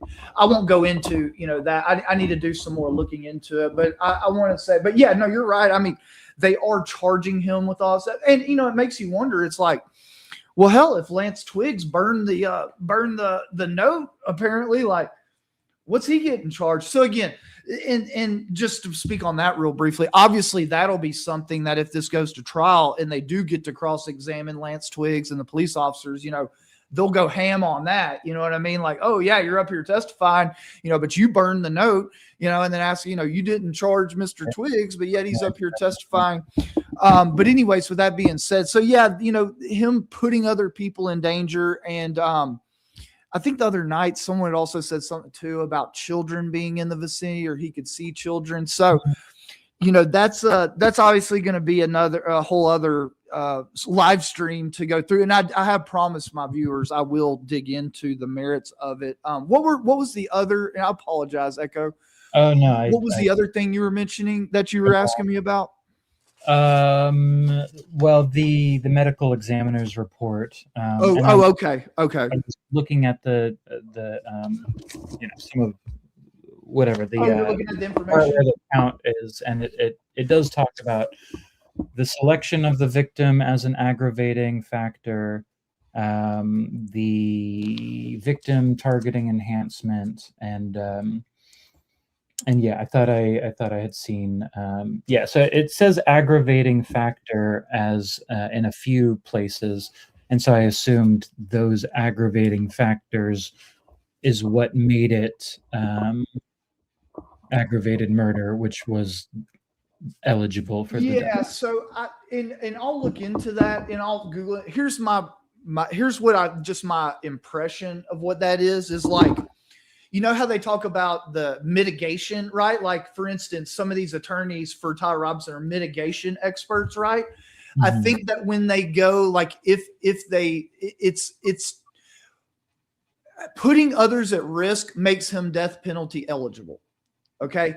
But when they go to actually assess whether they're going to, do the death penalty or not, they can argue that as like more reason as to why he should get the death penalty. But the fact that he put others in danger, like, gets their foot in the door. Does that make sense? So like that gets their foot in the door. And then when the jury deliberates, well, should we do the death penalty or not? Like when they're already there. So that's when they'll say, this is an act. So you were right in that regard. I apologize. Well, I didn't know how many foots in the door they had, because it seemed like they were putting a few feet in the door. Well, again, those are all factors, right? So it's like, that's their list of aggravating factors. And then the defense would be like, well, Tyler was a good kid. He made good grades. That would be like their mitigating factors, right? Does that make sense? So it's kind of like the jury would weigh it a bit at that point. But let me make sure of that.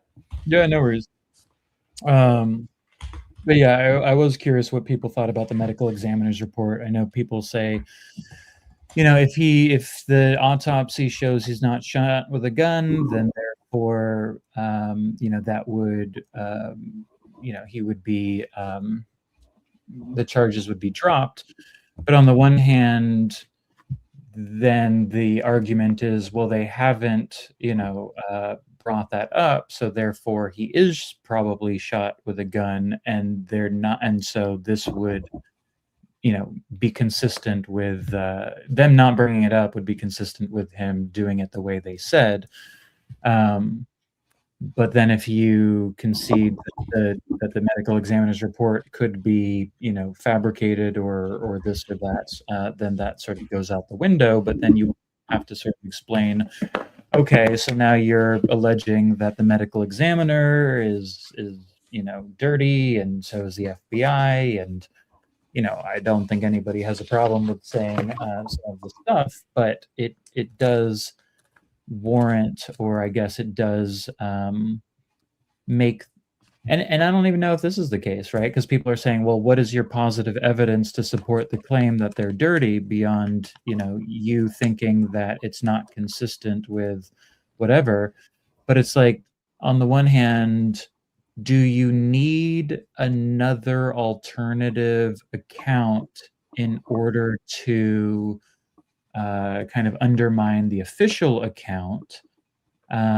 Or can you just kind of hypothesize scenarios, especially since we're not the people doing the investigation, and so therefore we would not have the possibility to do that. The defense is doing their own investigation, it would seem, but whether their own investigation is undermining the premise that he was shot at all, shot from the roof, or that it's just, they're willing to stipulate all of that. They're just saying that their person, Tyler, is not that person on the roof who did all those things.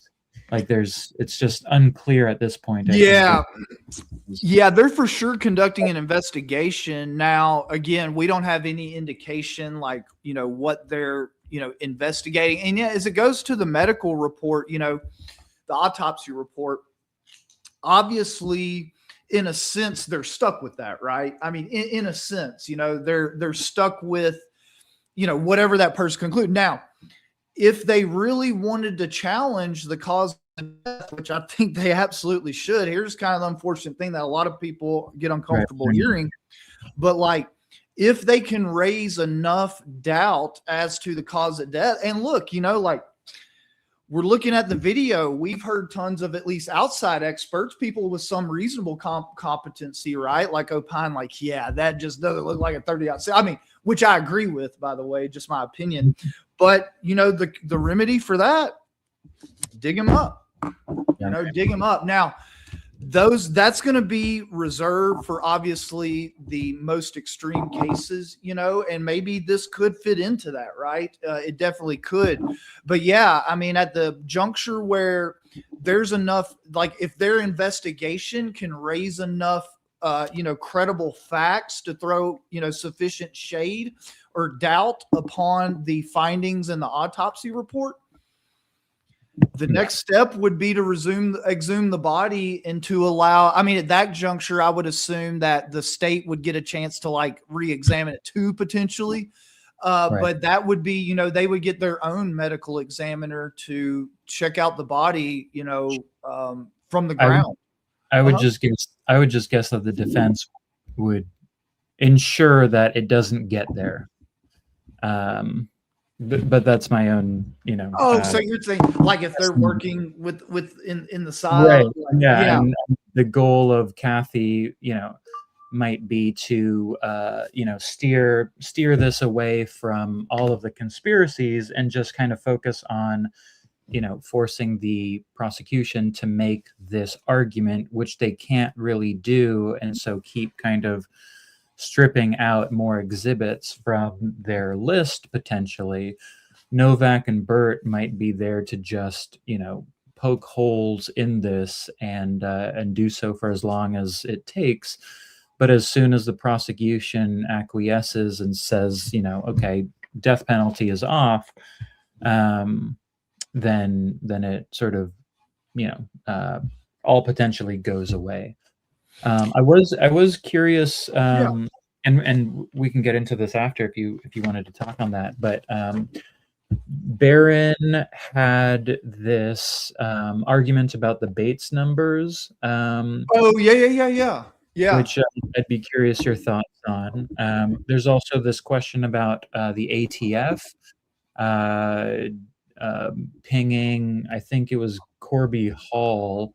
And this was kind of with regards to Candace and Victor Marks and Corby Hall. And there was a question, I think, of he got an email on 9/10 that this foldable AR had been located after being allegedly stolen. And so there was some question about that. I don't know if you heard that.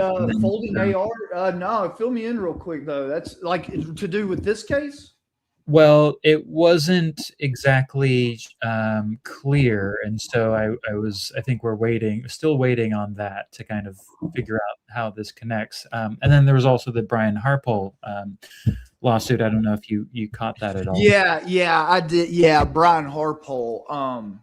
You know, I've actually been involved in some pretty intense defamation litigation. So I've done hundreds of hours of legal research on defamation and, you know, drafting briefs and stuff. And I'll just say that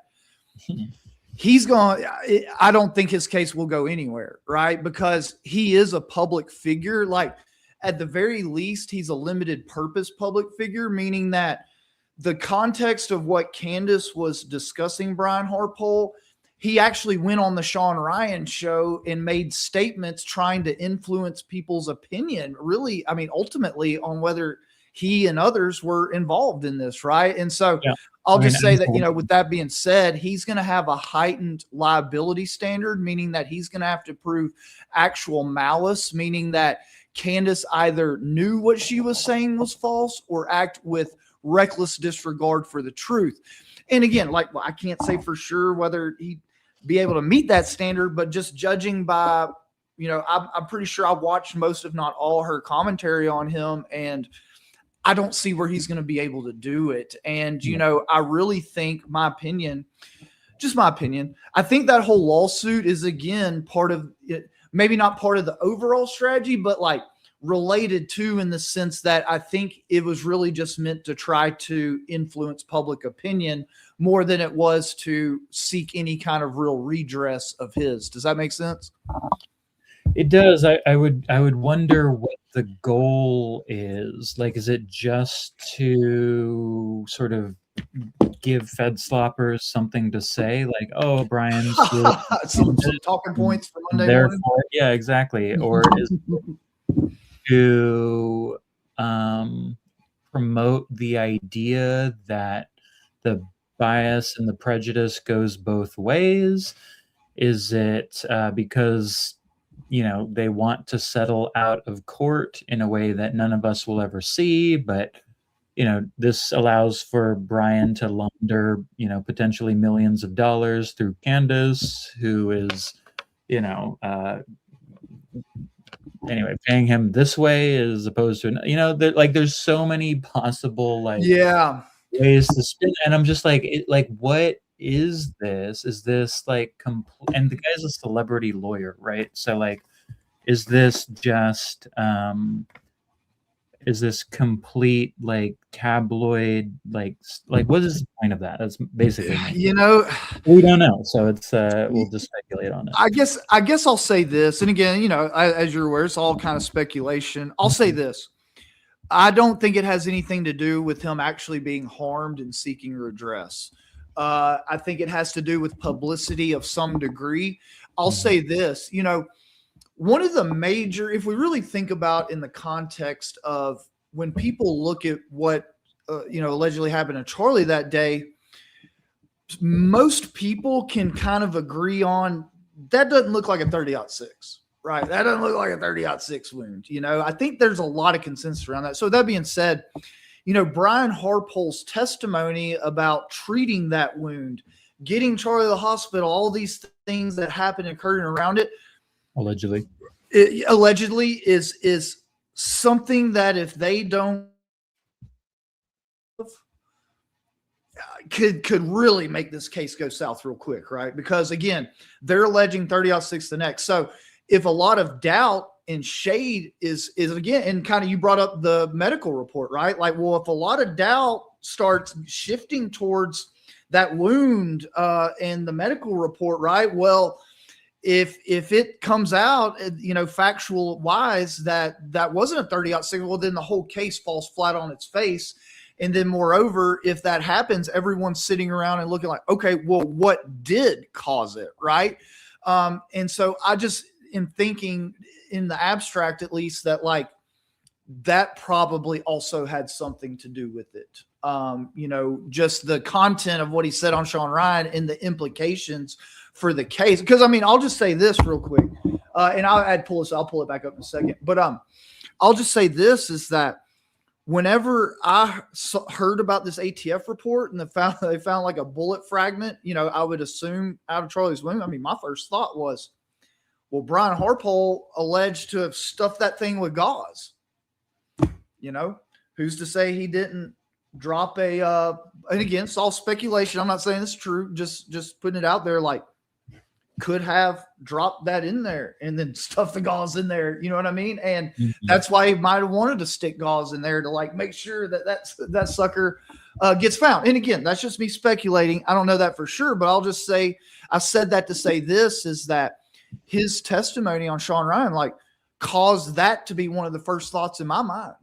And I'm not saying I'm right or know everything or expert in any of this, just saying his testimony made me think that, like, first thing when I learned that there was allegedly that 30 caliber bullet fragment found in Charlie's wound, allegedly.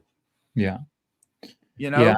And if if there's a lot of cameras that are missing. And so I think that the video that Candace is alleged to have access to, that was it Farnsworth that sent it to her, would explain whether, or would show whether or not Harpole was lying or telling the truth with regards to the gauze in the neck and a lot of other stuff. And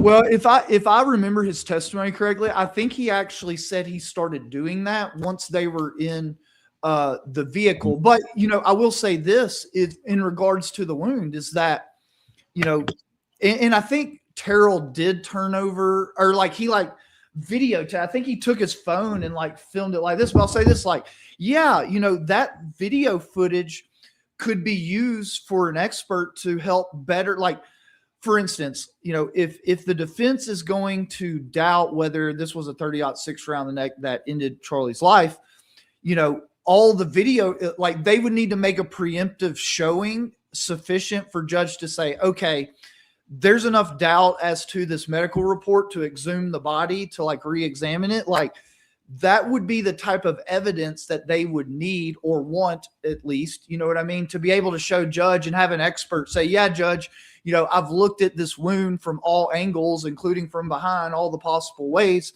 And yeah, we have serious doubts on whether that was a 30-06 wound. So, you know, that what Terrell took could very well be material to the defense's case, right? It's definitely not harmless. And, you know, I've gone on at length about him essentially getting away with that.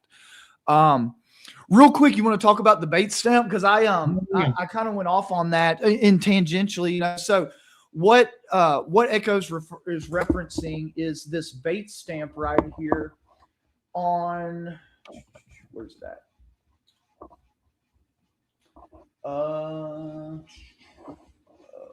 Video, maybe it's down here. Down here? Yeah, it's on the second page, I think. Oh, down here? Yeah, it's the 3996 R1. Yeah, number 15.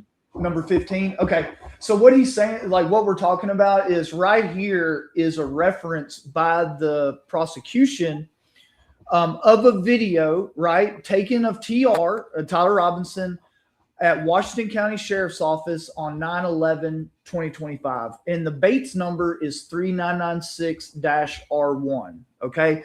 And so, and again, this all really relates to the issue of whether Tyler would have been in a position at the time that the Discord confession was allegedly sent to actually send a Discord message, because Barron's position is that no, whenever, or, you know, none of us can say for sure 100%, you know, whether that's true or not, based upon what we have at our disposal, right?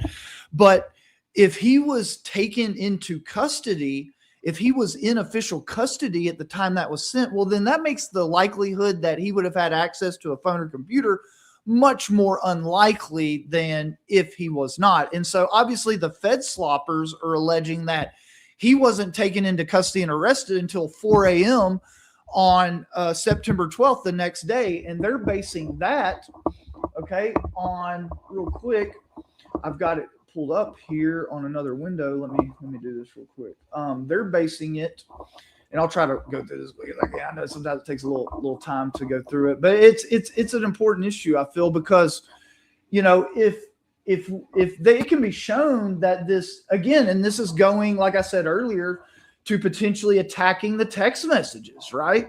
That if they can show that there's reason to doubt the authenticity of these Discord messages, well, then there might be, you know, a need to require the state to bring more evidence to prove text messages. But anyways, the Fed sloppers are saying that this affidavit of probable cause, which was filled out on the 12th, as we'll see down here, basically it shows Tyler being arrested by Brian Davis here on 9/12 at 4 a.m. Okay. And so they're saying, oh, well, he wasn't officially arrested. So he, you know, he definitely could have been in a position to send those Discord messages, right? Well, let me remove that. I'm sorry. So then we plop over here to what Barron was originally looking at, right? And I've already actually got it pulled up, is, and let me switch it out right here. Hold on. This right here, the motion to exclude cameras. Where's that? Okay, here we go. And I believe it's on page like 70 something. Hold on a second. Let's go down here. So what Barron was originally looking at, y'all, to say that no, Tyler was in custody way before then in Washington County, where he turned himself in. What originally got him thinking in that direction is down here. Okay, right here. So Barron was originally looking at this part of, and this is the defendant's, is actually what judge ruled on today, right? They filed this motion to exclude the cameras. Well, part of this motion, they pulled a piece of a transcript from a video. Okay. And again, notice that it matches the Bates stamping. Okay. 003996. Now this is R2 versus what we saw in the prosecutors, which also reference, right? It references the fact that this 3996 is a video of Tyler Robinson from Washington County on 9/11.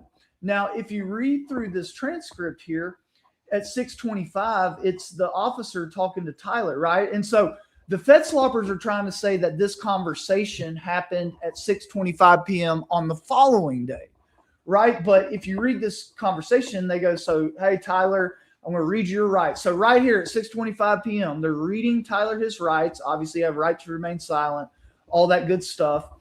And Tyler says, I would like to speak with my legal counsel. I'm hoping for a fellow in Utah named Doug Terry. So just so everyone's aware, Doug Terry is a criminal defense lawyer out of Washington County, right? He's in Washington County. He serves Southern Utah. He goes, okay, I'm told he's a pretty good attorney here, right? Because, and going back, they allege that this happened at 6:25 p.m. on the 12th in Utah County, right? In Utah County. But obviously, if you read the context here, okay, seems to me like, oh, he's a pretty good attorney here. Well, that's in Washington County. That's where Doug Terry is an attorney at. And then, so anyways, the context here seems to, oh, and then he says also, but I think his office is closed for the night. So again, what Barron is saying there is that the 12th was on a Friday. Obviously, the 11th was a Thursday. And so what Barron is saying, like, if he's saying his office closed for the night, well, it seems to suggest that it was Thursday, not Friday, when it would be his office is closed for the weekend. So those were Barron's arguments originally, right? Because before the prosecution filed that witness and exhibit list we just looked at, we didn't have any other context to for sure say whether or not 100% this was in a Washington County or whether this was in Utah County Thursday or Utah County Friday or Washington County Thursday. From the context, it really seems just from reading this that it was Washington County Thursday. But then when, as we just looked at, the prosecution said, hey, this is a video from Washington County on the 11th. Well, Barron took that to confirm it. Now, there's this R1 versus R2 debate. And I agree with Barron. When the video from Washington County would have gotten the entire video would have gotten Bates stamp 003996. Now, this R1, R2 designation are different iterations of it, meaning that the R1 version is the snippet of 3996 that the prosecution wants to introduce for purposes of showing his clothes. But this 3996 R2 is the snippet that the defense has picked out for this transcript right here, right? So that's kind of where the Bates stamp exhibit goes in. Now, I don't know if I have a copy of it or not, but there was a arrest sheet from Utah County that was leaked, a booking sheet that showed that Brian Davis, the officer that filled out the probable cause statement, had actually arrested Tyler at 10 p.m. on the on the 11th, right? So like in the timeline plays out too. I think that was the warrant. So that because it specifically refers to Brooksby getting a call at like 8:05, which I think is I thought that was after a press conference that took place. And so and I should say that Brooksby isn't even the person, like I think like Agent Smith, which Agent Smith wrote, and he might not even have written the warrant. I forget who wrote the warrant, but the person who wrote the warrant made a comment about like Smith, who claimed that Brooksby had received a call from Mitchell at 8:05 saying that he had just been in contact with the parents who had been in contact with Tyler. So of course we're like now 6 like chains apart, and there's like an insinuation that Tyler said something, but again it's gone through a bunch of people. But I thought that Brooksby said that Tyler had come in at roughly 10 o'clock or something like that. But that was one different from this Bates number connecting to this other Bates number that Barron had mentioned. But so Barron's theory conflicts with Brooksby's statements about him being arrested at 10. Oh, you're talking about the sheriff that's no longer the sheriff now? Is that Yeah, and so the disgraced Brooksby sheriff. had Yeah. also been had resigned, I think, one because he was accused of sexual harassment. Two, he was apparently there were claims of unethical use of police records. Okay. But the other claim was that he had actually changed police records. Or sorry, one said he had unethical use of police records, which might be for personal, using them for personal reasons. Another claim was that he had sexual harassment of a deputy's wife. And then the other one was he actually made changes to those police records. He got $100,000 severance, and as a result, they're not investigating him. So the issue was, okay, Barron's like R1, R2 discrepancy is kind of explained with these two different clips. They're both sort of redacted in redacted 1, redacted 2, but they're the same evening potentially. Same video. Yeah, it's the same master, because that's in litigation. Once that entire video is bait stamped, that's it. So that way, like when you're using the 3996, you're referring to that video. But again, it's the different redacted or excerpted parts that are the distinguishing.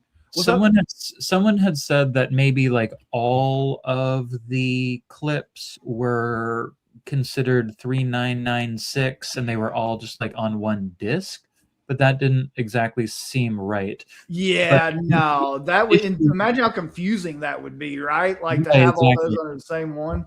Right, but then the issue was like, okay, so how is it that if this bait stamp is correct, as Barron says, and he says 99% sure, but let's face it, he got it, and that was his quote, not mine. That's his quote. So he is saying 6:30 is about the time that he's Mirandized. The independent substacker Ken Klippenstein is showing a Discord that is sent at like 7:57 when he should have been in custody for like an hour and a half. Yeah. Brooksby is saying he didn't come in until like after 10 o'clock. Till after when? What'd you say? What time? After 10 p.m., I think. And then you also have like Diligent Dennison on X interviewing the grandmother, who's saying that he came in at like 7 o'clock, or she didn't know exactly when, but it was like, it would be closer to what Barron's saying, like the earlier, like exactly. But it was still not totally. So anyway, so those like 4 different pieces are kind of running up against each other. And like at the very least, it should suggest we need a little bit more than a photograph of a text. And let me offer this too. And Barron didn't. And again, I'm not. Well, one thing I want to show real quick. Here's that booking sheet I was talking about. I think Steven Crowder actually leaked this. Oh, but this is the Utah County booking sheet showing that B. Davis arrested him on 9/11 at 10 p.m. and it says outside Utah County. So, but I think the most poignant one is actually. Can you go back to that? Yeah, absolutely. Yeah. Because I think it on the, and this might be a confusing thing. It says arrest date 9/11 at 10 p.m., which would go with Brooksby's statement. Well, no, but it also says date in 9/12 at 1:58 at the jail because the arrest location was outside Utah County. Again, because they arrested him in Utah County, right? So that's the argument. I think one of the arguments is that when he surrendered, they may not have arrested him because but the thing is like so they were waiting for Brian Davis to like drive up there. Yeah, and let me ask you how much they'd arrest him like in the early morning, and then 5 hours later, Dude. So yeah, and as a matter of fact, I did a stream. I went off on this on my stream. Let me pull up the actually the best thing to look for this, like I was going to say just a second ago, is actually the information. It tells us everything really we need to know, to be quite honest with you. But if you look at the information here, it says on page 3, paragraph. I'll tell you, was it page 3? Yeah, I think it's page 3.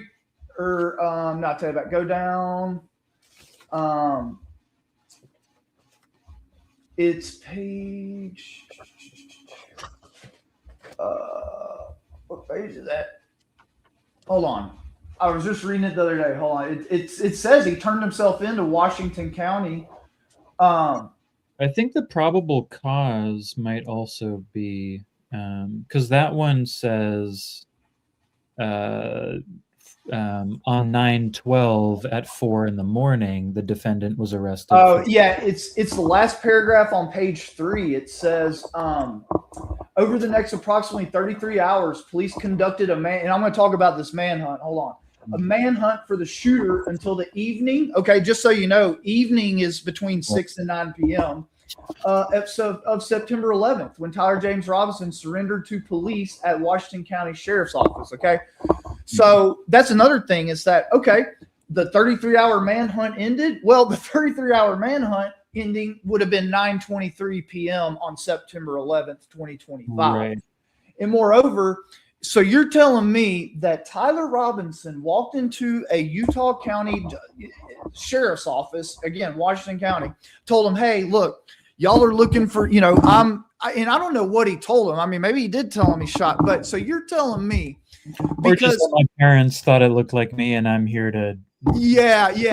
And so, in order to be in custody, you don't have to be arrested in handcuffs, right? Like, you're in custody whenever you're not free to leave. And right. If the Fed sloppers are be believed that he wasn't officially taken into custody and arrested till the 12th, so you're telling me that this dude goes to Washington County on the evening of the 11th and he was just free to go until right. 4 a.m. the next morning? That they just, well, let's just talk to us, Tyler. And then he's up. I don't buy it, man. No, I think. And I hear that. And I think so. I think the real issue is the timeline's jacked up, right? It's there are certain things that we're either putting together or getting from unconfirmed sources that are like mismatching with the police version having also been established by people who are found to have doctored yeah, well, that's right, and so like none of the and then also the 10 o'clock versus the Discord confession versus the 6:30 thing, all versus the 4 a.m. thing versus the 33 hour, it's a lot. Then also Brooksby was giving like a press conference to people on the 17th, I think, that for the public also kind of established this timeline. So like it's and then the warrant itself, where that information was provided, I think was sealed until 2026. Okay. And so like we didn't even get some of that information, but also that information was being leaked out into different places, like the post-millennial or things like that were trying to promote this narrative. Yeah. So anyway, I guess I was confused about that. If you had any thoughts about how Barron's 6:30 time conflicted with both the evening that Diligent and the grandmother had provided as well, and those are more close, but those two kind of more disconnect with Brooksby's 10 o'clock time, as well as the potential claims of 4 a.m. And I think my thoughts are that I definitely agree with Barron's, because it makes sense to me. And not only that, when I look at that probable cause thing and the way it was filled out, the way I see it's this: because the documents really show this. I mean, it shows that he turned himself. I mean, the information says he turned himself to the evening, Washington County. I just find it very hard that they didn't, again, maybe they didn't formally arrest him, but like take him into custody and all that. And here's the thing I'll say. There should be video to clear all this up, right? I mean, I find it hard to believe that the entire time he was in the Washington County Sheriff's Office, he wasn't on camera. I mean, wouldn't you? I mean, I would find it hard to believe that there's not like a place in there that's not covered by some type of surveillance system, meaning that they should be able to go to the timestamp where he allegedly sent those messages and look to see, like, is he on his phone? Is he near a computer? Like these things. But I'll just say, it's like, it all makes sense to me. He came in the evening. I think he probably got there around 6 p.m. He told them what's up. They brought him in. They sat him down at around 6:25. They read him his Miranda rights. He said he wanted a lawyer. By that time, they had called down to Utah County to let him know that he had shown up. The timeline works perfectly, where if that Brian Davis dude would have left Utah County around 6:30, whenever he came in, he would have gotten there at around the 10 o'clock mark, right? Would have arrested. So then it sounds like because I think Brooksby said that Tyler came in at 10 o'clock. Not that he was. I don't believe that. No, I mean, that's fine. But then Brooksby would seem to be alleging that Brooksby is lying.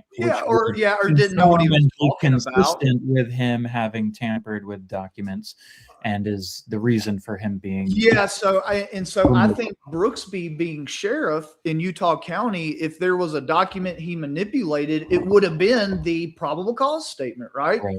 But it still makes sense to me in the sense that if Davis shows up at 10 to arrest him, and then it would have taken him 3.5 or so hours to get back, that would have put him there at about 1:30, 2 in the morning.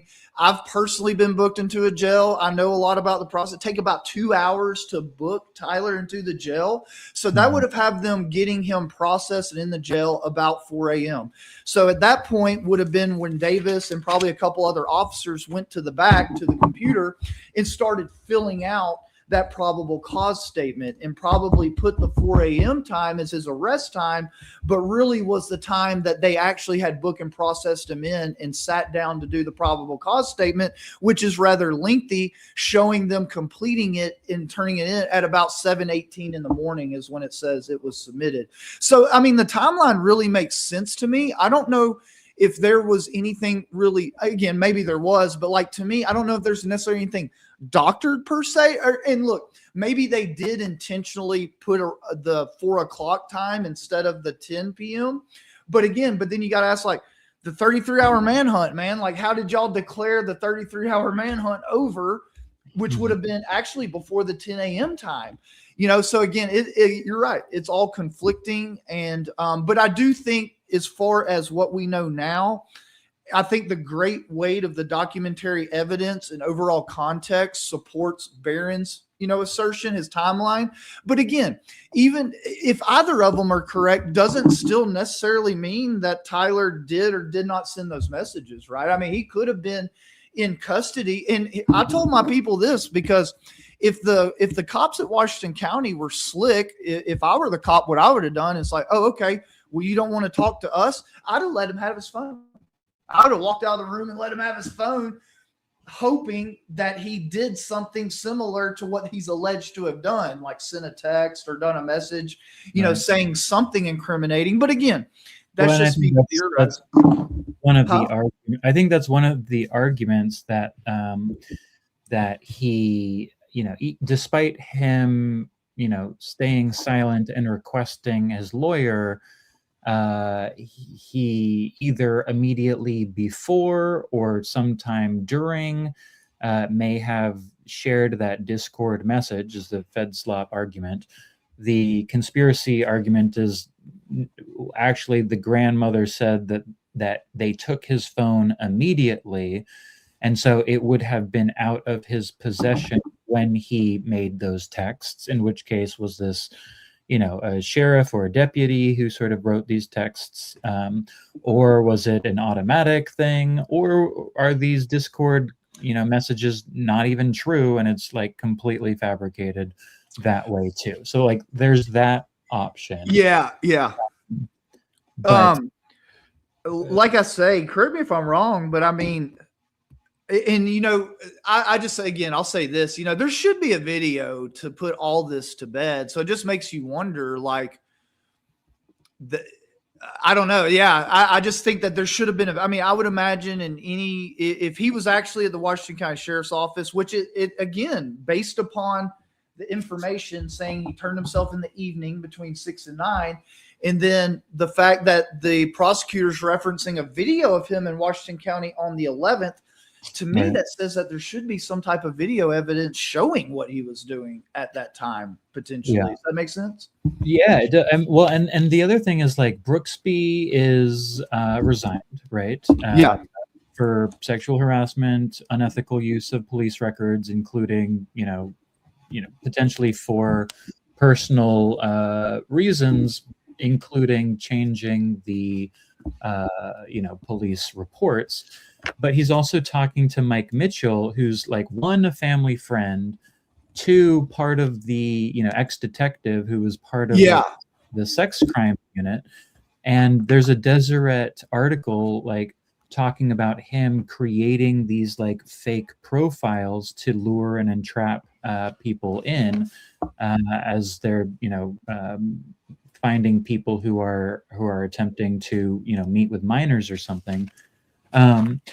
But it's interesting to me because you have somebody who is a cop who is literally creating fake profiles, and then you also have like, so he was creating like an unrelated thing, but like he got caught like making fake social media profiles? No, that was literally his job, to create fake profiles in order to make people think that he was a minor, so that when people try to link up with him, they can arrest them for trying to meet a minor, right? And so the issue is like, okay, well, allegedly we have a whole lot of like, social media profiles of Lance, on this, on that, on the other. So like, I mean, some of them, like the Blue Sky one, have like one follower. Lance is following one person, and there's like one or two tweets. And so like, this isn't exactly like a huge profile.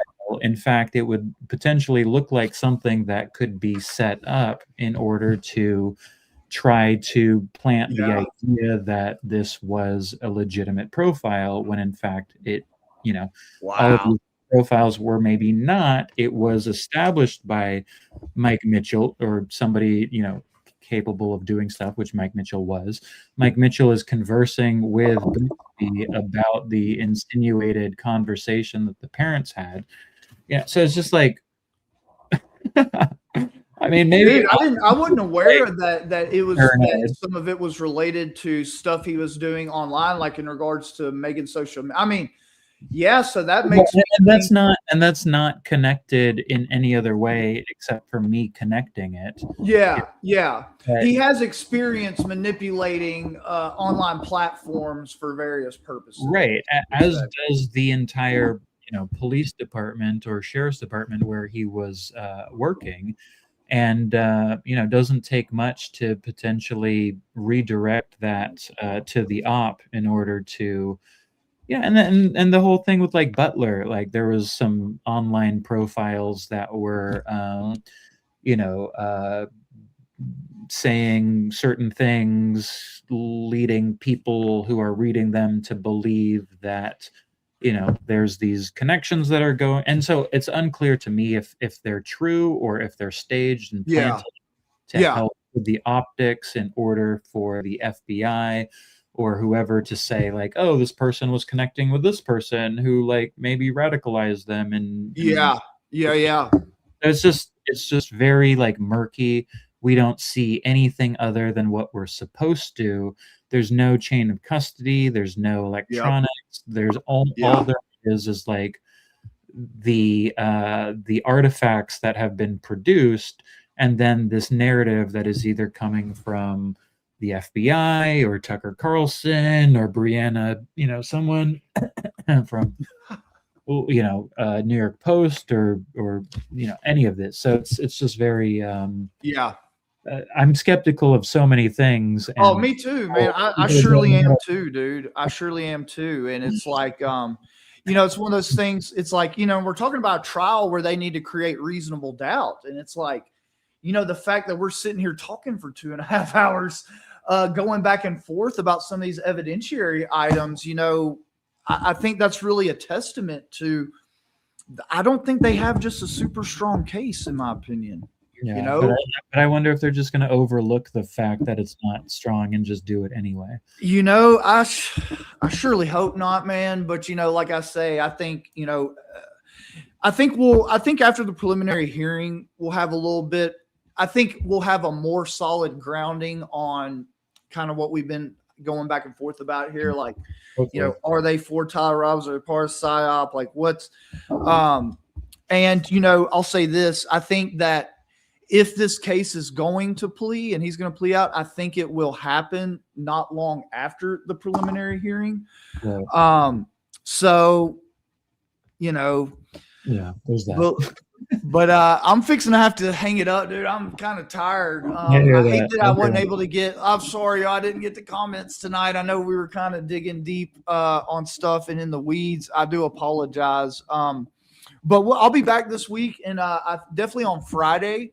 And maybe Echo's there, maybe not, but you definitely be back.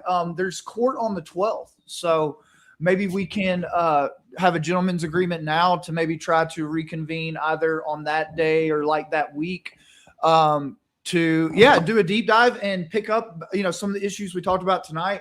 We'll be able to pick up and have some more definitely to dig into after that. Yeah, for sure. I saw Susan Meadows ask a question. Yeah, absolutely. Don't you think they'd have a warrant for his phone the minute they picked him up so they could do a forensic download? I find it hard to believe they didn't grab his phone. From what I understand of the warrant, they did send a couple of they have warrants for different Apple IDs and stuff. And so they did have those. The defense or the prosecution said that the defense does have also copies of that. However, I think the defense said that the prosecution was not expecting to share or provide any electronic extractions for the trial or for the prelim. And so technically they should have anything that exists, but we don't know what exists. Yeah, we just don't. Yeah, there may not be anything that exists, or maybe something that exists.